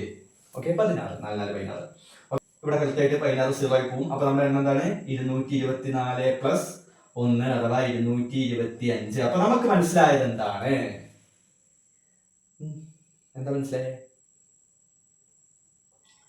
നമുക്ക് മനസ്സിലാക്കേണ്ട കാര്യം, മൂന്നക്ക സംഖ്യയെ 4 കൊണ്ട് ഹരിക്കുമ്പോൾ 225 നമ്പറുകളുടെ ശിഷ്ടം എന്തായിരിക്കും? 3 ആയിരിക്കും. എങ്ങനെ? മൂന്നക്ക സംഖ്യകളെ 4 കൊണ്ട് ഡിവൈഡ് ചെയ്യുമ്പോൾ 225 നമ്പറുകളുടെ റിമൈൻഡർ ശിഷ്ടം എത്രയായിരിക്കും? 3. ഓക്കെ, 3 ഡിജിറ്റ് നമ്പേഴ്സിനെ 4 കൊണ്ട് ഡിവൈഡ് ചെയ്യുമ്പോൾ അതിൽ 225 നമ്പറുകളുടെ റിമൈൻഡർ എന്തായിരിക്കും? 3 ആയിരിക്കും. ഓക്കെ, ഇനി നമുക്ക് ഒരു കാര്യം കൂടി അറിയാനുള്ളൂ. അത് കിട്ടി, സംഭവം ശരിയാണ്, ഇത് കിട്ടി, ഇത് പഠിക്കട്ടെ, ഞാൻ ഈ വരി വായിക്കുന്നില്ല. ഓക്കെ, ഇനി നമുക്ക് ഒരു കാര്യം കൂടി അറിയണം. എന്താണ് ഇനി എന്താ അറിയണ്ടേ? എത്ര മൂന്നക്ക സംഖ്യ ഉണ്ട് അറിയണ്ടേ? അത് നമുക്ക് സിമ്പിൾ ആയിട്ട് പറയാം അല്ലേ? എത്ര ടോട്ടൽ അറിയണ്ടേ അല്ലേ? ടോട്ടൽ അറിയാൻ ഈസി ആണല്ലോ. ഒന്ന് ആലോചിച്ചേ, 1 മുതലാണ് തുടങ്ങുന്നത് എങ്കിൽ ഇതുവരെ എത്ര ഉണ്ട്? 999 എണ്ണം വരെ എന്താ 1, 2, 3 എണ്ണാണെങ്കിൽ നമുക്ക് മനസ്സിലായി ടോട്ടൽ എത്ര ഉണ്ട്? 999 ഉണ്ട്. പക്ഷെ ഇവിടെ ഒന്നല്ല തുടങ്ങുന്നത്, അല്ലല്ലോ. ഇവിടെ ആദ്യത്തെ 99 എണ്ണം ഇവിടെ ഉണ്ടോ? ഇല്ല, ഇവിടുത്തെ ആദ്യത്തെ 99 എണ്ണം ഇവിടെ ഇല്ലല്ലോ. അപ്പൊ ഇവിടെ എത്ര ഉള്ളത്? ആകെ 900 നമ്പറുകളാണുള്ളത്. ഇവിടെ ആകെ എത്രയാണുള്ളത്? 900 നമ്പറുകളാണുള്ളത്. ഇനി ഇത് വേണമെങ്കിൽ n - x1 എന്നൊക്കെ വെച്ച് ചെയ്യാം. പക്ഷെ ഈസി, കോമൺ സെൻസ് അല്ലെ? നമ്മുടെ ഒരു കോമൺ സെൻസിൽ നമുക്ക് ചെയ്യാവുന്ന ഒരു കാര്യമാണ്. 1 മുതൽ എണ്ണാണെങ്കിൽ 999 ഉണ്ടാവും. പക്ഷെ അവിടുത്തെ ആദ്യത്തെ 99 എണ്ണം നമ്മൾ എടുക്കുന്നില്ല. അതുകൊണ്ട് കുറച്ച ബാക്കി എത്ര ഉണ്ട്? 900. അപ്പൊ നമുക്ക് വേണ്ട പ്രോബബിലിറ്റി, സാധ്യത എന്ന് പറഞ്ഞാൽ താഴത്തെ ടോട്ടൽ എഴുതണ്ടേ? ആകെ എത്ര മൂന്നക്ക സംഖ്യകൾ ഉണ്ട് ടോട്ടലായിട്ട്? 900 നമ്മളിവിടെ കണ്ടുപിടിച്ചു ഇല്ലേ? അതിൽ എത്ര എണ്ണത്തിനാ റിമൈൻഡർ 3 വരിക? 4 കൊണ്ട് ഡിവൈഡ് ചെയ്യുമ്പോൾ ശിഷ്ടം 3 വരിക എത്ര എണ്ണത്തിനാ? 225. സോ 225/900 1/4 എന്ന് എഴുതാൻ പറ്റും. ഇതിന് നമുക്ക് എന്ത് എഴുതാം? വേണമെങ്കിൽ എന്ത് എഴുതാം? 1/4 എന്ന് എഴുതാം. അതിന്റെ ആവശ്യമില്ല, നിങ്ങൾക്ക് ഇങ്ങനെ എഴുതി വെച്ചാലും മതി. ഓക്കെ, എന്ത് സാധ്യത എഴുതണമെങ്കിലും ടോട്ടൽ താഴെ, നമുക്ക് വേണ്ടതിന്റെ എണ്ണം അല്ലെങ്കിൽ വേണ്ടതിന്റെ പരപ്പളവ്, ഏരിയ ഒക്കെ മുകളിൽ. ഓക്കെ, ടോട്ടൽ ഏരിയ താഴെ, വേണ്ട ഏരിയ മുകളിൽ, അല്ലെങ്കിൽ ടോട്ടൽ നമ്പർ താഴെ, വേണ്ട നമ്പർ മുകളിൽ. ഓക്കെ, ഇങ്ങനെ എഴുതി വെച്ചാൽ മതി. ആൻസർ ആയല്ലോ. അടുത്ത ക്വസ്റ്റ്യൻ, ഇതിലെ ഈ വീഡിയോയിലെ ലാസ്റ്റ് ക്വസ്റ്റ്യൻ ആണ്. പക്ഷെ 2 ഉണ്ട്. 19 A ഉണ്ട്, 19 B ഉണ്ട്. ഓക്കെ, അതിന് തന്നെ സബ് ക്വസ്റ്റ്യൻസ് വേറെ ഉണ്ട്. അപ്പൊ നമുക്ക് 19 A എന്താ നോക്കാം. ക്വസ്റ്റ്യൻ ഇതാണ്: 2 dice marked with numbers 1 to 6 rolled together. Calculate the probability that the number got. എന്താ പറഞ്ഞ്? ആടല്ല കേട്ടോ. 2 ഡൈസ് ഉണ്ട്. നമ്മൾ ഈ പാമ്പുകൂടി കളിക്കുന്ന പോലത്തെ ഡൈസ്. എന്ത്? 1 മുതൽ 6 വരെ എഴുതിയ 2 ഡൈസ് ഒരേ സമയം റോൾ ചെയ്തു. ഓക്കെ, അപ്പോൾ അങ്ങനെ റോൾ ചെയ്യുമ്പോൾ നമ്പറുകളൊക്കെ ഇങ്ങനെ വരില്ലോ. ഒന്നിൽ ഒരു നമ്പർ വരും, മറ്റേ വേറെ നമ്പർ വരില്ലോ. അതിനെ സംബന്ധിച്ചാണ് ചോദ്യം. എന്താ ചോദ്യം? നമ്മളോട് കുറച്ച് പ്രോബബിലിറ്റി കണ്ടുപിടിക്കാനാണ്. എന്താ? നമ്മൾ ഇടുന്ന 2 എണ്ണത്തിലും ഓഡ് നമ്പർ കിട്ടാൻ എന്താണ് പ്രോബബിലിറ്റി? ഫസ്റ്റ് ക്വസ്റ്റ്യൻ എന്താ? Are both odd. ആ ഇട്ട 2 എണ്ണം ഇങ്ങനെ ഡൈസ് ഇടുമ്പോൾ ആ കിട്ടുന്ന എന്തായിരിക്കണം? വീഴുന്നത് എന്തായിരിക്കണം? 2 നമ്പറും 2ലും ഓഡ് നമ്പർ ആയിരിക്കണം അല്ലെ? നമുക്കൊന്ന് ചെയ്ത് നോക്കല്ലേ. നമ്മളില് 2 ഡൈസുകൾ ഉണ്ടല്ലേ? 2 ഡൈസ്. അപ്പൊ ഇതില് ഡൈസ് 1ഉം ഒന്നിനെ ഞാൻ ഡൈസ് 1 നിർത്താൻ, മറ്റേ എന്താണ്? ഡൈസ് 2. ഇങ്ങനെ 2 എണ്ണാണുള്ളത് അല്ലെ? അതിലൊക്കെ എന്താണുള്ളത്? 1 മുതൽ 6 വരെയുള്ള നമ്പർ എഴുതിയിട്ടുള്ളത്. ഇതിലെ ഓഡ് നമ്പർ എത്ര ഉണ്ട്? Odd ഇതിലേതൊക്കെ odd number? 1, 3, 5 അല്ലെ? 1 മുതൽ 6 വരെയാണെങ്കിൽ 1, 3, 5. ഈവൻ ഏതൊക്കെയാണ്? ഈവൻ 2, 4, 6. ഓക്കെ, ഇനി ഇവിടെ ഏതൊക്കെയോ ഓഡ്? ഡൈസിൽ എന്തെങ്കിലും മാറ്റം ഉണ്ടായി? നമ്മൾ 1, 2 പേരിട്ട് എന്തെങ്കിലും മാറ്റം ഉണ്ടാവും? ഇല്ല. അത് ഏതൊക്കെയോ ഓട്? 1, 3, 5. ഇവിടെ ഏതൊക്കെയാണ് ഈവൻ? ഏതാ ഈവൻ? 2, 4, 6 അല്ലെ? ഓക്കെ അല്ലേ? ഇത് മനസ്സിലായല്ലോ? ഇത് ക്ലിയർ അല്ലേ? ഇതിൽ ഡൗട്ട് ഒന്നുമില്ലല്ലോ. എന്നിട്ട് നമ്മളോട് ഒന്നാമത്തെ ചോദ്യം പ്രോബബിലിറ്റി കണ്ടുപിടിക്കണം. എന്തായാലും പ്രോബബിലിറ്റി ആണല്ലോ. എന്ത് പ്രോബബിലിറ്റി ആണ്? നമ്മൾ ഈ ഇടുമ്പോൾ ഈ ഒന്നാമത്തെ രണ്ടാമത്തെ ഡൈസ് ഇങ്ങനെ ഇടുമ്പോൾ വീഴും. ആ വീഴുന്നത് 2 ഓടായിരിക്കണം. ആ വീഴുന്നത് 2 എന്തായിരിക്കണം? ഓടായിരിക്കണം. ഓഡ് നമ്പർ ആയിരിക്കണം. ഓക്കെ, അപ്പോ നമ്മൾ കണ്ടുപിടിക്കേണ്ടത് എന്താ? Probability for both are odd. രണ്ടും ഒറ്റ സംഖ്യ ആവാനുള്ള സാധ്യത. 2 ഒറ്റ സംഖ്യ ആണല്ലേ? 2 ഒറ്റ സംഖ്യ ഏതെങ്കിലും ഒന്നായാൽ മതിയോ? പോരാ. അപ്പൊ 2 ഒറ്റ സംഖ്യ ആവാൻ നമുക്ക് ആദ്യം ഇതിലാകെ എത്ര സാധ്യത ഉണ്ട് അറിയണ്ടേ? ടോട്ടൽ അല്ലെ? ഈ നമ്പറുകൾ ഇങ്ങനെ വീഴുമ്പോ വ്യത്യസ്തമായ രീതിയിൽ ആകെ എത്ര സാധ്യത ഉണ്ട് അറിയണ്ടേ? ടോട്ടൽ എത്ര ഉണ്ട് അറിയണ്ടേ? ടോട്ടൽ ആണല്ലോ നമ്മൾ താഴ്ത്ത് എഴുതുക അല്ലെ? ടോട്ടൽ എങ്ങനെ കണ്ടുപിടിക്കുക? ടോട്ടൽ നമുക്ക് ഇവിടെ തന്നെ കണ്ടുപിടിച്ചേക്കാം. എങ്ങനെ ടോട്ടൽ കണ്ടുപിടിക്കുക? ഒന്ന് ആലോചിച്ചേ. ഈ 2 ഡൈസിലും 6 ഫേസ് ആണല്ലോ ഉള്ളത്, അല്ലെ 6 മുഖങ്ങളാണല്ലോ ഉള്ളത്. നമ്മൾ ഈ പമ്പുകുടി കളിക്കുന്നതിൽ 6 ഭാഗമല്ലേ ഉള്ളത്. അപ്പൊ ഈ 6 വരുള്ളൂ, അല്ലെ 6 ഏതെങ്കിലും ഒന്നേ വരുള്ളൂ. അപ്പൊ നമ്മൾ ഇവിടുത്തെ ടോട്ടൽ കണ്ടുപിടിക്കണമെങ്കിൽ ടോട്ടൽ പെയേഴ്സ് എന്ന് പറയും, ആകെ ജോഡികൾ എന്ന് പറയും. ആകെ ജോഡികൾ എന്ന് വിളിക്കാനുള്ള കാരണം എന്താ ജോഡികൾ എന്ന് വിളിക്കാനുള്ള കാരണം? രണ്ടും ഒരുമിച്ചിട്ടാണ്. അപ്പൊ ആ ജോഡി ഒരു സമയത്ത് ഇപ്പൊ ഞാൻ ഇട്ടു 1 വന്നു, മറ്റേ 2 വന്നു. ആ 1ഉം 2ഉം ഒരു ജോഡിയാണ്. ഓക്കെ, ആ ജോഡികൾ കണ്ടുപിടിക്കാൻ എന്ത് ചെയ്താൽ മതി? ഇവിടെ ആകെ 6 മുഖമാണ്. അപ്പൊ ആ 6 എടുത്തു, അതിനെ ഗുണിക്കുക. ഇവിടെ എത്ര മുഖം തന്നെയുള്ളത്? 6. അപ്പൊ 36 ആണ് ഉത്തരം. 6 × 6 36. ഇവിടെ ഇങ്ങനെ വീഴുമ്പോ കിട്ടുന്ന ജോഡികൾ വ്യത്യസ്തമായ രീതിയിൽ 36 തരത്തിലേ വീഴുള്ളൂ. വ്യത്യസ്തമായ 36 തരത്തിലേ ഇത് വീഴുകയുള്ളൂ. അപ്പൊ ഇവിടെ നമുക്ക് എന്ത് ചെയ്തേക്കാം? 36. ഓക്കെ, ഇനി നമുക്ക് എന്താ വേണ്ടത്? നമുക്ക് വേണ്ട എന്താ ഇവിടെ 2 മോഡായിരിക്കണം. അതിന്റെ ഒറ്റ കാര്യം നോക്കിയാൽ മതി. ഇവിടെ എത്ര ഓഡ് നമ്പർ ഉണ്ട്? ഒറ്റ സംഖ്യ ഉണ്ട്, 3 എണ്ണം. ഇവിടെ എത്ര ഒറ്റ സംഖ്യ ഉണ്ട്? 3 എണ്ണം. അത് തമ്മിലാണ് ഗുണിക്കുക. 3 × 3 എന്താ? 9. അപ്പൊ 9/36. 9/36 നമ്മൾ മുമ്പ് എവിടെ കണ്ടിട്ടുണ്ട്. ഇതിനെ ചുരുക്കിയിട്ട് ഇപ്പൊ തന്നെ 1/4 എന്ന് വേണമെങ്കിൽ എഴുതാം. അങ്ങനെ എഴുതി വെച്ചാലും മതി. ഇനി രണ്ടാമത്തെ ചോദ്യം എന്താ? ഈസി ഭാഗമായിട്ട് അതിലൊന്നും കൂടുതൽ സമയം കളയാൻ ഇല്ല. ഓക്കെ, അടുത്ത എന്താണ്? have an odd number as sum. have an odd number as sum. അത് ചെയ്യേണ്ട ക്വസ്റ്റ്യൻ തന്നെയാണ്. എന്താ പറഞ്ഞേ? ഇപ്പൊ നമുക്ക് വീഴുമ്പോ കിട്ടുന്ന 2 നമ്പർ ഉണ്ടാവുമല്ലോ, അത് രണ്ടും കൂടി കൂട്ടിയാൽ എന്ത് കിട്ടണം? ഓഡ് നമ്പർ ആയിരിക്കണം. ശ്രദ്ധിക്കണം, എന്താണ്? വീഴുമ്പോ കിട്ടുന്ന 2 എണ്ണം കൂടി കൂട്ടിയാൽ കിട്ടുന്ന ആൻസർ എന്തായിരിക്കണം? അതൊരു ഓഡ് നമ്പർ ആയിരിക്കണം. Have an odd number as sum. ഇതിങ്ങനെ ഇടുന്നു, വീഴുമ്പോ എന്തെങ്കിലുമൊക്കെ കിട്ടുന്നു, അത് രണ്ടും കൂടി കൂട്ടിയാൽ എന്ത് കിട്ടണം? ഒരു ഒറ്റ സംഖ്യ കിട്ടണം.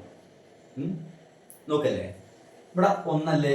നമ്മളിങ്ങനെ ഒരു ഓർഡറിൽ ആലോചിച്ചു പോകും. ഞാൻ ഡയസ് 1 തരുന്നപ്പോഴേക്കും 1 തന്നെ വന്നു. ഈ ഒന്നാമത്തെ തരുന്നപ്പോൾ നമുക്ക് 1 കിട്ടി, ഇവിടെയും 1 കിട്ടി എന്ന് വിചാരിക്കാം. അപ്പൊ 1 കൂട്ടിയാൽ എത്രയാണ്? 2. 2 നമുക്ക് പറ്റുമോ? ഇല്ല, 2 നമുക്ക് പറ്റില്ല. കാരണം എന്താ? അത് ഒറ്റ സംഖ്യയല്ലേ, ഇരട്ട സംഖ്യയാണ്. ഓക്കെ, സമ്മതിച്ചു. ഇവിടെ 1 തന്നെ വീണു, അവിടെ 3 വീണ് വിചാരിക്കുക. 3 കൂട്ടിയാൽ എത്രയാണ്? 4. 4 നമുക്ക് പറ്റുമോ? പറ്റില്ല. അടുത്തത് ഇവിടെ 1 തന്നെ, ഇവിടെ ആരും 5. 5 കൂട്ടിയാൽ എത്ര? 6. അത് പറ്റുമോ? പറ്റില്ല. വീണ്ടും ഇവിടെ 1 തന്നെ, ഇവിടെ ആരും 2. 2 കൂട്ടിയാൽ 3. അത് നമുക്ക് പറ്റില്ലേ? അപ്പൊ നമുക്ക് പറ്റുന്ന ഒരു പെയർ കിട്ടി. ഏതാ? ആദ്യത്തേൽ 1 വരട്ടെ, രണ്ടാമത്തേൽ 2 വരട്ടെ. പിന്നെയോ ആദ്യത്തേൽ 1ഉം പിന്നാത്തേൽ 4 വന്നാലും കുഴപ്പമില്ലല്ലോ. 4 കൂട്ടിയാൽ എത്രയാണ്? 5. പിന്നെ 1 6. 6 കൂട്ടിയാൽ 7 കിട്ടിയല്ലോ. അപ്പൊ ഈ 1ന്റെ ഒപ്പം 2ഉം 4ഉം 6ഉം വന്നാൽ നമുക്ക് കറക്റ്റാണ്. ഇനി അടുത്തതോ? ഇവിടെ ആരാ? 3. 3ന്റെ ഒപ്പം ആരൊക്കെ വരാം? 1 വന്നിട്ട് കാര്യമുണ്ടോ? ഇല്ല. 3 കൂട്ടിയാൽ ശരിയാവില്ല, 4 ആണ്. 3 കൂട്ടിയാൽ 6 ആണ്. 3 5 കൂട്ടിയാൽ 8 ആണ്. പറ്റുമോ? അപ്പൊ ഏതൊക്കെ പിന്നെ വരിക? 2. 3ന്റെ ഒപ്പം പിന്നെ അടുത്തത് ആരാ? 2 വരും, 4 വരും, 6 വരും. ഒന്ന് കൂട്ടി നോക്കിയേ. 9 7 5. കറക്റ്റ് ആണല്ലോ, അല്ലേ? ഓക്കെ, ഇനി അടുത്താരം ഇവിടെ 5. ഒന്നാമത്തേൽ 5 വന്നു എന്ന് വെച്ചോ. ഓക്കെ, 5 വന്നാൽ ഇവിടെ ഏതൊക്കെ പറ്റിയ? അപ്പോഴും 2. പിന്നെ ആരാ? 5ന്റെ ഒപ്പം പിന്നെ ആരാ പറ്റിയ? 4. പിന്നെ ആരാ പറ്റിയ? 5ന്റെ ഒപ്പം 6. കൂട്ടി നോക്കിയേ. ഓഡ് നമ്പർ അല്ലേ? ആണല്ലോ. ഇങ്ങനെ പറ്റൂ. അപ്പൊ നമുക്കൊരു ഏകദേശ ധാരണ കിട്ടില്ല. ഞാൻ നിങ്ങൾക്ക് മനസ്സിലാവാൻ വേണ്ടിയിട്ട് വിശദമായിട്ട് എഴുതി കഴിഞ്ഞിട്ടില്ല. ഒന്നാമത്തേൽ 2 വരാം, ഒന്നാമത്തേൽ 4 വരാം, ഒന്നാമത്തേൽ 6 വരാം, അല്ലേ? അപ്പോഴും ഇതേപോലെയാണ്. ഒന്ന് ആലോചിച്ചേ, എത്ര ഉണ്ടാവും? ഇത്ര ആലോചിച്ചായി. ഇവിടെ 1ന്റെ ഒപ്പം 3 നമ്പർ, അല്ലെ? 1ന്റെ ഒപ്പം എത്ര നമ്പർ വന്നു? 3 എണ്ണം വന്നു. 3ന്റെ ഒപ്പവും 3 എണ്ണം വന്നു. 5ന്റെ ഒപ്പവും 3 എണ്ണം വന്നു. അപ്പൊ 2ന്റെ ഒപ്പം എത്ര എണ്ണം വരും? 3 എണ്ണം വരും. 4ന്റെ ഒപ്പം ഏതിന് വരും? ഇപ്പൊ നോക്കിക്കേ, 2ന്റെ ഒപ്പം ആണെങ്കിൽ 2 1 2 1 കൂട്ടിയ 3, 2 3 3 2 5, 2 5 5 2 കൂട്ടിയ 5 ആണ്. 5 2 കൂട്ടിയ 7, അല്ലെ? ഇതേപോലെ എഴുതാം. അപ്പൊ ഒന്ന് പറഞ്ഞേ, ഓരോ നമ്പറിന്റെ കൂടെയും 3 എണ്ണം ഉണ്ട്, അല്ലെ? 1ന്റെ കൂടെ അങ്ങനെ ഉണ്ട്, 2ന്റെ കൂടെ ഉണ്ട്, 3ന്റെ കൂടെ ഉണ്ട്, ഉണ്ടല്ലോ. അപ്പോൾ ഈ ചോദ്യത്തിന്റെ ഉത്തരം നമുക്ക് നിസ്സാരമായിട്ട് ഇവിടെ നിന്ന് മനസ്സിലാക്കാം. എന്താണ് ഈ ചോദ്യത്തിന്റെ ഉത്തരം? എന്താ ചോദ്യം? നമ്മൾ ഈ എറിയുമ്പോ വീഴുന്ന 2 ഫേസ് കൂടി കൂട്ടിയാൽ, 2 നമ്പർ കൂടി കൂട്ടിയാൽ എന്ത് കിട്ടണം? ഒറ്റ സംഖ്യ കിട്ടണം, ഓഡ് നമ്പർ കിട്ടണം. ഇതാണല്ലോ നമ്മുടെ ആവശ്യം, അല്ലെ? ഇതാണ് നമ്മുടെ ആവശ്യം. സിമ്പിൾ. അപ്പൊ ആ സാധ്യത അഥവാ പ്രോബബിലിറ്റി ഇങ്ങനത്തെ പ്രോബബിലിറ്റി ഈ വരട്ട ആവശ്യമില്ല. അതെ അതെ, പ്രോബബിലിറ്റി എഴുതുമ്പോ ഒരു വര ഉണ്ടാവുമല്ലോ. താഴത്തെ എപ്പോഴും എന്താണ് ടോട്ടൽ എത്രയാണ് ഇവിടെ? 36. ഓക്കെ, 36 ആണല്ലോ. ഇനി ആലോചിച്ചേ, ഓരോ നമ്പറിന്റെ കൂടെയും 3 എണ്ണമാണ് നമുക്ക് കിട്ടിയത്. ഒന്നിന്റെ ഒപ്പം 3 ഉണ്ട്, 2 എഴുതിയപ്പോ 3 ഉണ്ട്, 3 എഴുതിയപ്പോ 3 ഉണ്ട്, 5 എഴുതിയപ്പോ 3 ഉണ്ട്, അപ്പൊ 4 എഴുതുമ്പോഴും ഉണ്ട് 3 അല്ലെ. അപ്പൊ നമുക്ക് മനസ്സിലാക്കാം ഇവിടെ ആകെ 6 നമ്പർ ഉണ്ട് അല്ലെ. 6 നമ്പർ ഉണ്ട്. ആ 6 നമ്പറിന്റെ കൂടെയും 3 എണ്ണം ഉണ്ടാവും. 6 നമ്പറിന്റെ കൂടെയും 3 എണ്ണം ഉണ്ടാവും. എന്ത് കൂട്ടിയാൽ ഓട് കിട്ടുന്ന അർത്ഥസംഖ്യ കിട്ടുന്ന നമ്പറുകൾ 3 എണ്ണം ഉണ്ടാവും അല്ലെ. അപ്പൊ 6 × 3 അപ്പൊ 18/36 അഥവാ 1/2. ക്ലിയർ ആണല്ലോ, മനസ്സിലായല്ലോ, എനിക്ക് വ്യക്തമായി എന്ന് വിചാരിക്കുന്നു. ഇവിടെ 6 എണ്ണം ഉണ്ട്. ഓരോന്നിന്റെയും ഒപ്പം ഇവിടുന്ന് ഓരോ 3 നമ്പർ വീതം വരും. ഇവിടുന്ന് 1 എടുത്താൽ ഈ 3 എണ്ണം വരും, ഇവിടുന്ന് 3 എടുത്താലും ഈ 3 എണ്ണം വരും, 5 എടുത്താലും 3 എണ്ണം വരും, 2 എടുത്താലും 3 എണ്ണം, 4 6 എടുത്താലും 3 എണ്ണം. അപ്പൊ ഇവിടുത്തെ 6 നമ്പറിന്റെ കൂടെയും ഇവിടുത്തെ 3 നമ്പർ വീതം വരും അല്ലെ. 6 നമ്പറിന്റെ കൂടെ 3 നമ്പർ വീതം വരും. അവർ തമ്മിൽ കൂട്ടിയാൽ ഓടായിരിക്കും, ഒറ്റ സംഖ്യ ആയിരിക്കും. അപ്പൊ 6 × 3 18. ക്ലിയർ ആണല്ലോ. ഒരു ക്വസ്റ്റ്യൻ കൂടി ഉണ്ട്. ഓക്കെ, ഇതിൽ മൂന്നാമതൊരു ക്വസ്റ്റ്യൻ കൂടി ഉണ്ട്. ചെറിയൊരു വ്യത്യാസം. ഇപ്പൊ ഇവിടെ സമ്മല്ലേ ചോദിച്ച്, നമുക്ക് ഈ വീട് കിട്ടുന്നതൊക്കെ തമ്മിൽ സമ്മ എന്തായിരിക്കണം? ഓടാവണം എന്നാണ്. മൂന്നാമത്തെ ക്വസ്റ്റ്യനിൽ പ്രൊഡക്റ്റ് ഓടായിരിക്കണം. എങ്ങനെയാണ്? ഞാൻ ഇപ്പോൾ ഒന്നാമത്തെ ഡയസ് ഇട്ടു, അതിൽ 1 വന്നു. രണ്ടാമത്തെ ഡയസ് ഇട്ടു, അതിൽ 1 വന്നു എന്ന് വിചാരിക്കുക.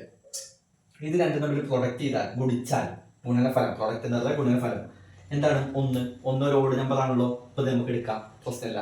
വീണ്ടും ഇവിടെ 1 തന്നെ, പക്ഷെ രണ്ടാമത്തേക്ക് 2 വന്നു. 1 ഗുണിക്കണം 2 എന്താ? 2. ഈവൻ നമ്പർ അല്ലേ, അപ്പൊ അത് പറ്റില്ല.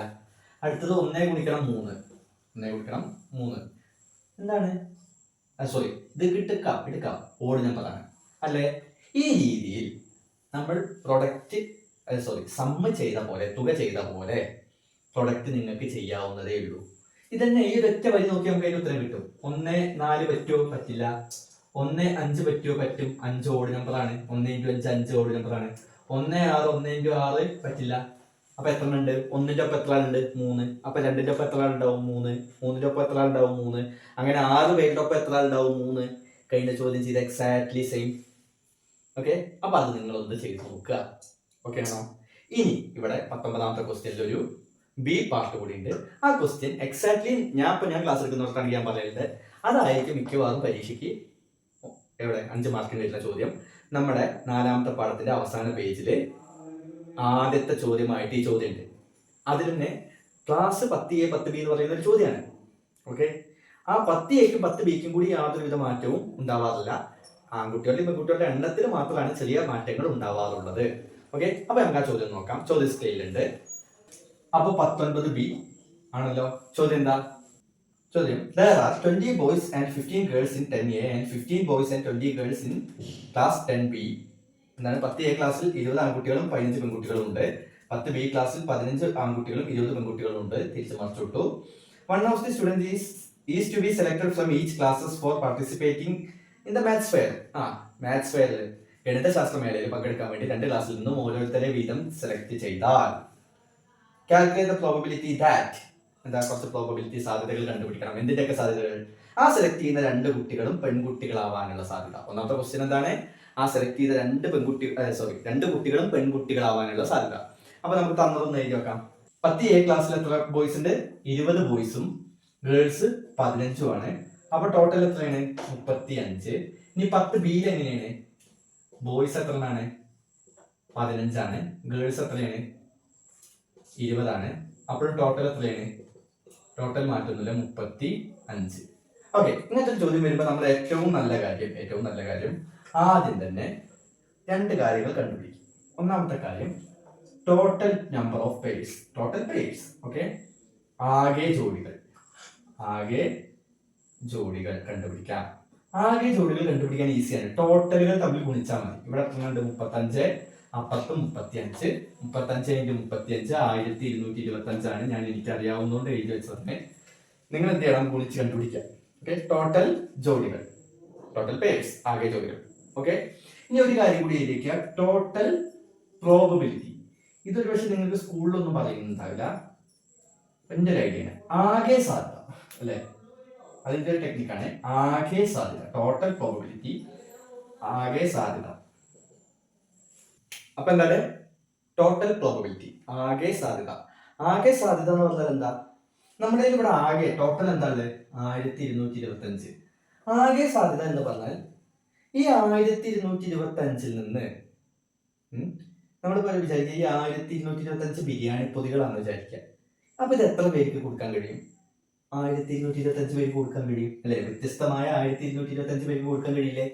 അപ്പൊ ആകെ സാധ്യത എന്ന് പറഞ്ഞാൽ നമുക്ക് ഇവിടെ ആകെ എത്ര ജോഡികളുണ്ട്? 1225 പേഴ്സ് ഉണ്ടല്ലോ. അതിൽ നിന്ന് നമ്മൾ എന്ത് കണ്ടെത്തുകയാണെങ്കിലും, നമ്മൾ ഇനി ഏത് ചോദ്യത്തിന് ഉത്തരം എഴുതുകയാണെങ്കിലും നമുക്ക് കിട്ടാവുന്ന മാക്സിമം ജോഡികൾ എത്രയാണ്? 1225 അല്ലെ. അതിൽ കൂടുതൽ കിട്ടില്ലല്ലോ, ഉറപ്പാണ്. അതിന് കൂടുതൽ കിട്ടില്ല. അപ്പൊ ആകെ സാധ്യത എന്ന് പറഞ്ഞാൽ, അല്ലെങ്കിൽ ടോട്ടൽ പ്രോബബിലിറ്റി പറഞ്ഞാൽ എന്താ, നമുക്ക് മാക്സിമം എത്ര എടുക്കാൻ പറ്റും? ഈ 1225 നിന്ന് മാക്സിമം എത്ര എടുക്കാൻ പറ്റും? 1225 എടുക്കാൻ പറ്റും. ഓക്കെ, അപ്പൊ ഇതൊരു ടെക്നിക്കാണ്. നമ്മുടെ ടോട്ടൽ കിട്ടിയതിനെ, ടോട്ടൽ പേഴ്സിനെ, ടോട്ടൽ ജോഡികളെ ഇങ്ങനെ ഒന്ന് എഴുതി വെച്ചാൽ നമുക്ക് കുറച്ച് കാര്യങ്ങൾ ഈസിയാണ്. അപ്പൊ ഇത്രയും ഭാഗം ക്ലിയർ ആണെന്ന് വിചാരിക്കുന്നു. അങ്ങനെയാണെങ്കിൽ ഒന്നാമത്തെ ചോദ്യം എന്താ? Both are girls. പ്രോബബിലിറ്റി ആണ് നോക്കേണ്ടത്. എന്താണ്? രണ്ടും ഗേൾസ് ആവണം, രണ്ടും പെൺകുട്ടികളാവണം. Both are girls. ഈസിയാണ് കേട്ടോ.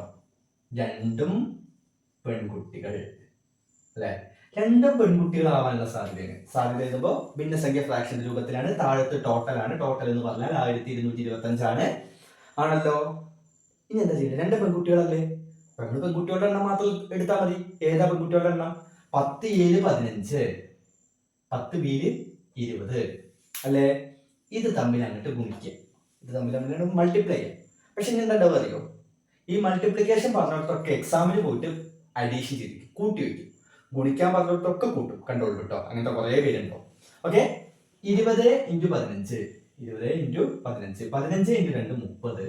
അപ്പൊ ഒരു 0, 300/1225. അപ്പൊ നമുക്ക് എന്താ മനസ്സിലാക്കാം? ഇത്രയും ഉത്തരം സിമ്പിൾ ആണ്. നമ്മൾ 10 A ഒരു പെൺകുട്ടിയെ, ഒരു കുട്ടീനെ സെലക്ട് ചെയ്തു, 10 B ഒരു കുട്ടീനെ സെലക്ട് ചെയ്തു, അവരെ ടീമാക്കി ഒരു പെയറാക്കി നിർത്തിയാൽ അതില് 300 പേഴ്സിൽ 2 പെൺകുട്ടികളായിരിക്കും. എങ്ങനെയാണ്? 10 A സെലക്ട് ചെയ്തതും പെൺകുട്ടി, 10 B നിന്ന് സെലക്ട് ചെയ്തതും പെൺകുട്ടി എന്നുള്ള രീതിയിൽ എത്ര പേർ നമുക്ക് ഉണ്ടാക്കാൻ പറ്റും? ഡിഫറൻ്റ് ആയ 300 പേഴ്സ് നമുക്ക് ഉണ്ടാക്കാൻ പറ്റും 2 ക്ലാസ്സിൽ നിന്ന് പെൺകുട്ടികൾ. ഓക്കെ, ഇത്രയേ ഉള്ളൂ. ഇനി എന്താ രണ്ടാമത്തെ ചോദ്യം?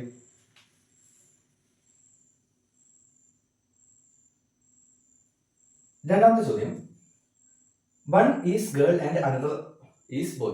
One is girl and another is boy അല്ലെ. ഒന്ന് ആൺകുട്ടിയും ഒന്ന് പെൺകുട്ടിയും. ഓക്കെ, അപ്പൊ ഒന്ന് ആലോചിച്ചേ, ഒന്ന് ആൺകുട്ടിയും ഒന്ന് പെൺകുട്ടിയും എന്ന് പറയുമ്പോൾ ഞാൻ 10 A പെൺകുട്ടീനെ എടുത്താൽ 10 A ഏതിനെ കിട്ടണം? 10 A പെൺകുട്ടീനെ എടുത്താൽ 10 B നിന്ന് ആൺകുട്ടി വേണം. അല്ല, 10 A നിന്ന് ആൺകുട്ടീനെ എടുത്താൽ 10 B നിന്ന് പെൺകുട്ടി വേണം അല്ലേ. അങ്ങനെയല്ലേ? ഒന്ന് ആണാണെങ്കിൽ ഒന്ന് പെണ്ണ്. അപ്പൊ 2 ആണാവാൻ പറ്റുമോ? ഇല്ല. പിന്നെയോ 2 പെണ്ണാവാൻ പറ്റുമോ? അതുമില്ല. ഓക്കെ, ഇവിടെയാണ് നമുക്ക് കുറച്ചും കൂടി ഒക്കെ ചെയ്യാൻ ആലോചിക്കാനുള്ളത്. അപ്പൊ 2 ആൺകുട്ടി ആവാനും പറ്റില്ല, 2 പെൺകുട്ടി ആവാനും പറ്റില്ലല്ലോ. അപ്പൊ നമുക്കിവിടെ ചോദിച്ചിട്ടില്ല, പക്ഷെ ഈ ചോദ്യത്തിന് ഉത്തരം എഴുതാൻ വേണ്ടി നമ്മൾ ഒരു കാര്യം കണ്ടുപിടിക്കണം. അതാണ് ബോത്ത് ആർ ബോയ്സ്. അഥവാ നമ്മൾ എടുക്കുന്നത് 2 10 A ന്നും 10 B ന്നും എടുക്കുന്നത് ആൺകുട്ടികളാവാൻ, രണ്ടിൽ നിന്നുമുള്ളത് ആൺകുട്ടികളാവാനുള്ള സാധ്യത. ബോത്ത് ആർ ബോയ്സ്, രണ്ടും ആൺകുട്ടികളാവാനുള്ള സാധ്യത. ഓക്കെ, ഇത് കണ്ടുപിടിക്കാൻ പറഞ്ഞിട്ടില്ല, ചിലപ്പോൾ ചോദിക്കാൻ പരീക്ഷയ്ക്കും. ചോദിച്ചിട്ടില്ലെങ്കിലും ഇതിപ്പോൾ ആവശ്യമാണ്. ഓക്കെ, അത് എത്രയാണ്? ഇവിടെ എന്താ 1225 ആണല്ലോ. 10 A 20 ആൺകുട്ടികൾ, 10 B 15 ആൺകുട്ടികൾ. ഇത് ഗുണിക്കുക. വീണ്ടും ആ പെൺകുട്ടികളെ ചെയ്ത അതേ പരിപാടി. ഗുണിച്ചാൽ എന്ത് കിട്ടും? 300/1225. ഓക്കെ ആണോ? ഇനി എന്താ നമ്മളോട് കണ്ടുപിടിക്കാൻ? ഇവിടെ എന്താ കണ്ടുപിടിക്കാൻ പറഞ്ഞത്? 1 ഗേൾ ആൻഡ് 1 ബോയ്. ഒരാണും ഒരു പെണ്ണും. ഇതാണ് നമ്മുടെ ലക്ഷ്യം. അപ്പൊ ഒന്ന് പറഞ്ഞേ, ഒരാണും ഒരു പെണ്ണും എന്ന് പറയുമ്പോൾ 2 ആണാവാൻ പാടില്ല, 2 പെണ്ണാവാനും പാടില്ലല്ലോ. ഇല്ല, ഇവിടെയാണ് നമ്മുടെ മറ്റാളുടെ ആവശ്യം. എന്ത്? ആകെ സാധ്യത, ടോട്ടൽ ചാൻസ്, പ്രോബബിലിറ്റി. നേരത്തെ ചാൻസ് എഴുതി, ചാൻസ് ആണെങ്കിലും പ്രോബബിലിറ്റി ആണെങ്കിലും ഒക്കെ തന്നെ. ടോട്ടൽ ചാൻസ് ഒക്കെ അതിൽ നിന്ന് കുറയ്ക്കണം. എന്താ കുറയ്ക്കണ്ടേ? 2 ആൺകുട്ടി ആവാൻ പറ്റുമോ? പറ്റില്ല. അപ്പൊ എന്ത് കുറയ്ക്കണം? 2 ആൺ അഥവാ ബോത്ത് ആർ ബോയ്സ്. രണ്ടും ആൺകുട്ടിയാവാൻ പറ്റുമോ? ഇല്ല, പറ്റില്ല. കാരണം എന്താ, ഒരു ആൺകുട്ടിയാണെങ്കിൽ മറ്റേ പെൺകുട്ടിയാവാം, അപ്പൊ രണ്ട് ആൺകുട്ടിയാവാൻ പറ്റില്ല. ഒപ്പം വേറെന്ത് കൂടി ഓർക്കണം, രണ്ടും പെൺകുട്ടികളാവാൻ പറ്റുമോ? Both are girls. പറ്റുമോ? അതും പറ്റില്ല. അപ്പോ രണ്ടും ആൺകുട്ടിയാവാനുള്ളത് കുറയ്ക്കണം, രണ്ടും പെൺകുട്ടിയാവാനുള്ളത് കുറയ്ക്കണം. അപ്പൊ രണ്ടും കുറയ്ക്കണം എന്നുള്ള രീതിയിൽ ചെയ്യാം, അല്ലെങ്കിൽ രണ്ടും കൂടി കൂട്ടിയിട്ട് ഒന്നിച്ചൊരു കുറയ്ക്കലും കുറയ്ക്കാം, എങ്ങനെ വേണേൽ ചെയ്യാം. ഓക്കെ, അപ്പൊ നോക്കല്ലേ, ഇവിടുത്തെ ആകെ സാധ്യത എത്രയാണ്? നമ്മൾ എഴുതി വെച്ചിട്ടുണ്ട് 1225/1225 മൈനസ് രണ്ടും ആൺകുട്ടികൾ എന്ന് പറഞ്ഞാലുള്ള സാധ്യത മുകളിലുണ്ട് 300/1225 പ്ലസ് രണ്ട് പെൺകുട്ടികൾ എന്ന് പറഞ്ഞാലും അതും എത്രയാണ്? മുകളിലുണ്ട് 1225 ആണല്ലോ. ആദ്യം കുറയ്ക്കുന്നതിന് മുമ്പ് ഇതിങ്ങനെ നിൽക്കട്ടെ, തൽക്കാലം ഇവിടെ നിൽക്കട്ടെ. കുറയ്ക്കുന്നതിന് മുമ്പ് ഇവരെ അങ്ങനെ കൂട്ടാം. ഓക്കെ, അല്ലെങ്കിൽ ഇതിൽ നിന്ന് ഒന്നാദ്യം കുറയ്ക്കുക, ആ കിട്ടിയ ഉത്തരത്തിൽ നിന്ന് വീണ്ടും ഇത് കുറയ്ക്കുക, അങ്ങനെയായാലും മതി. അല്ലെങ്കിൽ ഇത് രണ്ടും കൂടി കൂട്ടിയിട്ട് ഒരുമിച്ച് കുറയ്ക്കുക, എങ്ങനെ വേണം ചെയ്യാം. എങ്ങനെ ഇത് കൂട്ടുക? ഭിന്നസംഖ്യ ഫ്രാക്ഷൻ എങ്ങനെ കൂട്ടുക? ഡിനോമിനേറ്റർ സെയിം ആയതുകൊണ്ട് അത് അങ്ങനെ തന്നെ എഴുതിച്ചാൽ. ഇവിടെ എല്ലാവർക്കും ഡിനോമിനേറ്റർ ഛേദം തുല്യമായതുകൊണ്ട് അത് അങ്ങനെ തന്നെ എഴുതിച്ചാൽ ദിവാറൊന്നും നോക്കണ്ട. എന്നിട്ട് എന്ത് ചെയ്യാം, മുകളിലുള്ളവർ തമ്മിൽ കൂട്ടുക. 300 കൂട്ടിയാൽ 600 അല്ലേ? ഇനി എങ്ങനെ കുറയ്ക്കുക? ഇപ്പൊ കുറയ്ക്കാനുള്ള സമയമായില്ലേ? എങ്ങനെ കുറയ്ക്കുക? സെയിം ഡിനോമിനേറ്റർ ഛേദം തുല്യമല്ലേ? അപ്പൊ ഉത്തരത്തിലും ഛേദം തുല്യമാണ്, അല്ലാതെ 0 ആയിട്ടൊന്നും പോകില്ല കേട്ടോ. 1225 കുറക്കണം, 1225 0 അങ്ങനെയൊന്നുമില്ല. രണ്ടോർക്കും സെയിം ആണെങ്കിൽ സെയിം. എന്നിട്ട് എന്ത് ചെയ്യാം, മുകളിലുള്ളവർ തമ്മിൽ കുറക്കുക. അത് കുറച്ചാൽ 625 എന്ന് കിട്ടും. അപ്പൊ നമുക്ക് മനസ്സിലാക്കാം, ഈ 1225 ജോഡികളിൽ 625 ജോഡികൾ എന്തായിരിക്കും? ഒന്ന് ആൺകുട്ടിയാണെങ്കിൽ ഒന്ന് പെൺകുട്ടി ആയിരിക്കും എന്ന് നമുക്ക് മനസ്സിലാക്കാം. ഓക്കെ ആണോ? ഒരു ചോദ്യം കൂടി ഉണ്ട്, അതെന്താണ്? അതെങ്ങനെയാണ്? At least one is A boy. അതായത് ഈ ജോഡിയിൽ 10 A എടുക്കുന്നത് ആൺകുട്ടിയാണെങ്കിൽ 10 B എടുക്കുന്നത് പെൺകുട്ടി ആയാലും പ്രശ്നമില്ല. ഇനി 10 A എടുക്കുന്നതും ആൺകുട്ടി 10 B എടുക്കുന്നതും ആൺകുട്ടി ആയാലും പ്രശ്നമില്ല. അറ്റ്ലീസ്റ്റ് വൺ ബോയ് എന്ന് പറഞ്ഞാൽ എന്താണ്? ചുരുങ്ങിയതൊന്ന്. രണ്ടും ആൺകുട്ടികളായാലും പ്രശ്നമില്ല, പക്ഷെ ചുരുങ്ങിയത് ഒന്നെങ്കിലും എന്തായിരിക്കണം? ആൺകുട്ടി ആയിരിക്കണം. ചുരുങ്ങിയത് ഒരാളെങ്കിലും എന്തായിരിക്കണം? ആൺകുട്ടി ആയിരിക്കണം. രണ്ടും പെൺകുട്ടികളാവാൻ പാടില്ല. ബോത്ത് ആർ ഗേൾസ് ഇവിടെ പറ്റില്ല. ബാക്കി എന്തും പറ്റും. ഒരു ആൺകുട്ടി ഒരു പെൺകുട്ടി ആയാലും പ്രശ്നമില്ല, രണ്ടും ആൺകുട്ടികളായാലും പ്രശ്നമില്ല, പക്ഷെ രണ്ടും പെൺകുട്ടികളാവാൻ പറ്റില്ല. അപ്പൊ എങ്ങനെ ചെയ്യാ? ഇതേപോലെ അല്ലെ? അറ്റ്ലീസ്റ്റ് വൺ എന്ന് പറയുമ്പോൾ മൂന്നാമത്തെ ചോദ്യം അല്ലേ? അറ്റ്ലീസ്റ്റ് വൺ ബോയ്, ഒരു ആൺകുട്ടിയെങ്കിലും അല്ലെ എന്ന് പറയുമ്പോൾ സെയിം പരിപാടി. ആകെ സാധ്യത ഉണ്ടല്ലോ, ടോട്ടൽ ചാൻസ്. അതിൽ നിന്ന് എന്താ കുറയ്ക്കണ്ടേ? അറ്റ്ലീസ്റ്റ് വൺ ബോയ് ആണെങ്കിൽ രണ്ടും ബോയ്സ് ആവാം, അല്ലെങ്കിൽ ഒരു ബോയ് ഒരു ഗേളും ആവാം. പക്ഷെ എന്താവാൻ പറ്റില്ല? Both are girls. രണ്ട് ഗേൾസ് ആവാൻ പറ്റുമോ? അത് പറ്റില്ല. അപ്പൊ അത് കുറച്ചാൽ മതി. രണ്ടും പെൺകുട്ടിയാവാൻ പറ്റില്ല, അപ്പൊ അത് കുറച്ചാൽ മതി. ചെയ്യാലോ? ഇത് നിങ്ങൾക്ക് ചെയ്യാവുന്നതേ ഉള്ളൂ. അപ്പൊ ഈ ഭാഗം നിങ്ങൾക്ക് എന്ത് ചെയ്യുക? വിട്ട ഭാഗം പൂരിപ്പിക്കുക. നിങ്ങൾക്ക് പൂരിപ്പിക്കാവുന്നതേ ഉള്ളൂ. ക്ലിയർ? അപ്പൊ അത് നിങ്ങൾ ചെയ്യുക. എപ്പോഴും പറയുന്ന പോലെ നിങ്ങൾ ചെയ്താൽ മാത്രമേ നിങ്ങൾക്ക് മാർക്ക് കിട്ടുകയുള്ളൂ. അപ്പൊ ഇത്രയുമാണ് ഈ ക്ലാസ്സിലുള്ളത്, ഈ വീഡിയോയിലുള്ളത്. അപ്പൊ നിങ്ങൾ എന്ത് ചെയ്യുക? പഠിക്കുക. ഓക്കെ, എല്ലാം എഴുതി വെച്ചിട്ടൊക്കെ പഠിക്കുക. നിങ്ങളുടെ നോട്ടിലുണ്ടെങ്കിൽ അത് നോക്കി പഠിക്കുക. നിങ്ങളുടെ ഫ്രണ്ട്സിലേക്ക് ഷെയർ ചെയ്യുക. ലൈക്ക് ചെയ്യുന്ന ഭാഗത്ത് കുറച്ച് പിന്നിലേക്കാണ്. ലൈക്ക് ചെയ്താൽ കൂടുതൽ പേരിലേക്ക് എത്തുകയുള്ളൂ. അപ്പോൾ ലൈക്ക് ചെയ്യുക. നിങ്ങൾക്കുള്ള സംശയങ്ങളോ മറ്റു കാര്യങ്ങളോ എന്തെങ്കിലുമൊക്കെ ഉണ്ടെങ്കിൽ കമൻറ്റ് ചെയ്യുക. നല്ല നല്ല കമൻറ്റ്സ് ഞാൻ പ്രതീക്ഷിക്കുന്നു. ഓക്കെ, ഒരു ഭാഗം വീഡിയോ കൂടി ഉണ്ടായിരിക്കും. മിക്കവാറും സ്വാതന്ത്ര്യ ദിനത്തിൻ്റെ അന്ന് രാവിലെ തന്നെ അത് അപ്ലോഡ് ചെയ്യാൻ ഞാൻ ശ്രമിക്കുന്നതാണ്. Okay, clear? നന്ദി.